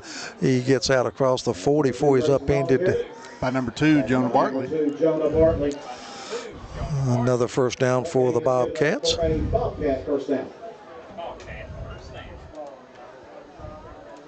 Shelby Valley, a big 33-6 advantage here in the second half. Defense has played so much better, as we talked about earlier here in the second half. Hall's trying to get outside. Now he cuts it back up in. 24 in the pursuit right there for Shelby Valley. That's Jake Mullins coming in and making a big tackle right there for the Wildcats. Clock still running. We're at 45 seconds, Ronnie Paul. Maybe one more play. I'll tell you, Coach Gerald's got a good foundation, a lot of good young players. Not just young, but good young players. He's got 2 timeouts left, but he's not going to elect to use them. Going to run the clock out, and they may get a score. Hall's still on his feet. Hall doesn't know that the game's out of hand, I'm telling you. Big pickup, 20-yard pickup for Hall. Gets inside the 20. Looks like he made it out of bounds right there, so clock did stop for Betsy Layne. Nope, clock's still running. Still going now. I would probably use a timeout here, give myself team a chance to score. Gerald's going to go up on top, and it's going to be out of bounds. Gerald was hit. And 4 seconds left, and they're going to have time for one more throw. 46-25. In case you're just joining us, Betsy Layne led at halftime, 19-13. But I thought the 2 turnovers was the difference in the game, Brian. That kind of let it get out. It went from a 1-score to a 3-score game. Real quick, 100% I agree with that, Ronnie Paul. Looks like Grayson Hall is going to get the final carry for Betsy Layne, and that's going to be the ball game. That's going to be the final terrific game here tonight. Shelby Valley moves to 3-4 on the year, 2-0 in the district. Shelby Valley 46, Betsy Layne 25. With that, we'll step out and we'll be back with a post-game show on the Appalachian Prep Sports Network. In life's hardest moments, you deserve comfort and care. At Hall and Jones Funeral Home, we guide you with compassion, honoring your loved one with dignity and respect. From traditional services to meaningful celebrations, we're here for you every step of the way. Hall and Jones Funeral Home, where every goodbye is filled with love. In a rush, dinner on the go, or ready to celebrate after the big game, come into the Shelby Valley Diner. At the Shelby Valley Diner, every bite is made to satisfy. Crispy, saucy wings made just the way you like them. And don't forget about our daily specials, fresh and delicious, giving you something new to love every day. Shelby Valley Diner is where flavor meets family. Come hungry and leave happy at the Shelby Valley Diner. At Valley Discount Pharmacy, we're more than just prescriptions. We're your neighbors. Whether you need affordable medications, expert advice, or just a friendly face, we're here for you every step of the way. Fast service, trusted care, and prices that won't break the bank. Valley Discount Pharmacy. Local, reliable, and affordable. The post-game show, the Hall and Jones Funeral Home post-game show. Ronnie News along with Brian Huntley. And Brian, a tale of 2 games. Betsy Layne leads 19-13. Shelby Valley makes some adjustments at halftime. They get 2 big turnovers, and they pull away to win this one. Yeah, great to see Shelby Valley making those adjustments. And once they made the adjustment, they were able to see their offense really just continue to thrive as it did in the first half. But in the second half, the defense really came alive. It's great to see a team that had struggled defensively in the first half make those halftime adjustments and come out and just win the game. Quick look at some stats for in this game. Penalties, Betsy Layne, 6 penalties for 60 yards unofficially. Shelby Valley was penalized 5 times for 45 yards. Eli Gerald through the air, 14 for 27, 1 interception, 1 touchdown. Shelby Valley gets their first touchdown pass of the year. Elijah Blackman, 43 yards to Bryce Pentley's. We only had 1 punt. Betsy Layne punted 1 time for 27 yards. Shelby Valley did not punt. Turnovers, Shelby Valley had a fumble in the first half at the 6-yard line of Betsy Layne. Second half, Shelby Valley gets 2 turnovers. They recover a Betsy Layne fumble, and Elijah Blackburn gets an interception in that game.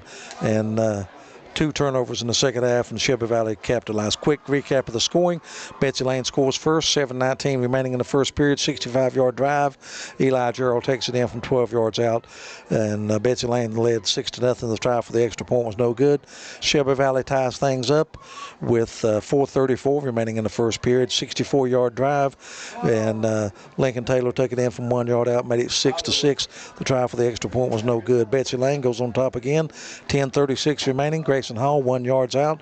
That culminated, capped off a 64-yard drive, made it 12-6. The extra point was good, made it 13-6. Shelby Valley ties it up, 9:23 remaining. Jonah Bartley takes a pitch from the quarterback Elijah Blackburn, takes it in from 10 yards out. That makes it 13-12. Marcus Callis takes on the extra point. We're tied at 13.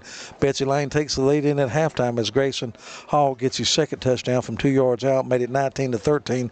That score coming with 5:19 remaining in the first half, and that capped off a 58-yard drive. Scored halftime, Betsy Layne 19, Shelby Valley 13, and then in the third period, Shelby Valley 8:30 remaining. Jonah Bartley gets his second touchdown, 10 yards out, made it 19-19, and then Callis' extra point gives Shelby Valley their first lead of the night, 20-19. Shelby Valley takes advantage of a turnover. Lincoln Taylor takes it in from 4 yards out. That was a 55-yard drive with 3:39 remaining, and it was 26-19 to start the fourth period. Shelby Valley got on top real quick, only 11 seconds into the fourth period. Their first touchdown pass of the year from Elijah Blackburn to Bryce Bentley. Beautiful execution, a great call by Coach Johnson, and that made it 32-19. The extra point made it 33-19. Shelby Valley, Logan Hall takes it in from 6 yards out. It was 39-19. Try for the extra point was no good. 3:45 remaining. Isaiah Allen, a terrific 35-yard catch from Eli Gerald, made it 39-25. The extra point was no good. And Shelby Valley scores their last touchdown with 2:20 remaining when the freshman Jackson Belcher took it in from 32 yards out. Made it 45-25. The extra point was good, and that made the score 46-25. Shelby Valley moves to 3-4, 2-0 in the district. They will be at East Ridge next week. And Betsy Layne, they dropped to 2-5 and 0-2 in the district. It was a terrific football game. Great weather. Homecoming 2025 successful for Shelby Valley. Want to thank all the people that tuned in on the fastest growing network in the mountains, Appalachian Prep Sports Network. Thank you to all the sponsors. And only one piece of business left, and that's the Holland Jones Funeral Home player of the game. And you got it, Brian. Who is it? It's got to be Elijah Blackburn. Great. Led the offense. 2 turnovers that sealed the deal for Shelby Valley's win tonight. He had both of them. He did. And with that, we're going to step out, and until we see you Wednesday night on the All Access Appalachian Prep Sports Network podcast, and we'll see you next Friday night for the game of the week. Speaking for all of our sponsors, speaking for my man on color tonight, Brian Hunley, executive producer Thomas Rainey, I'm Ronnie Newsom, wishing everyone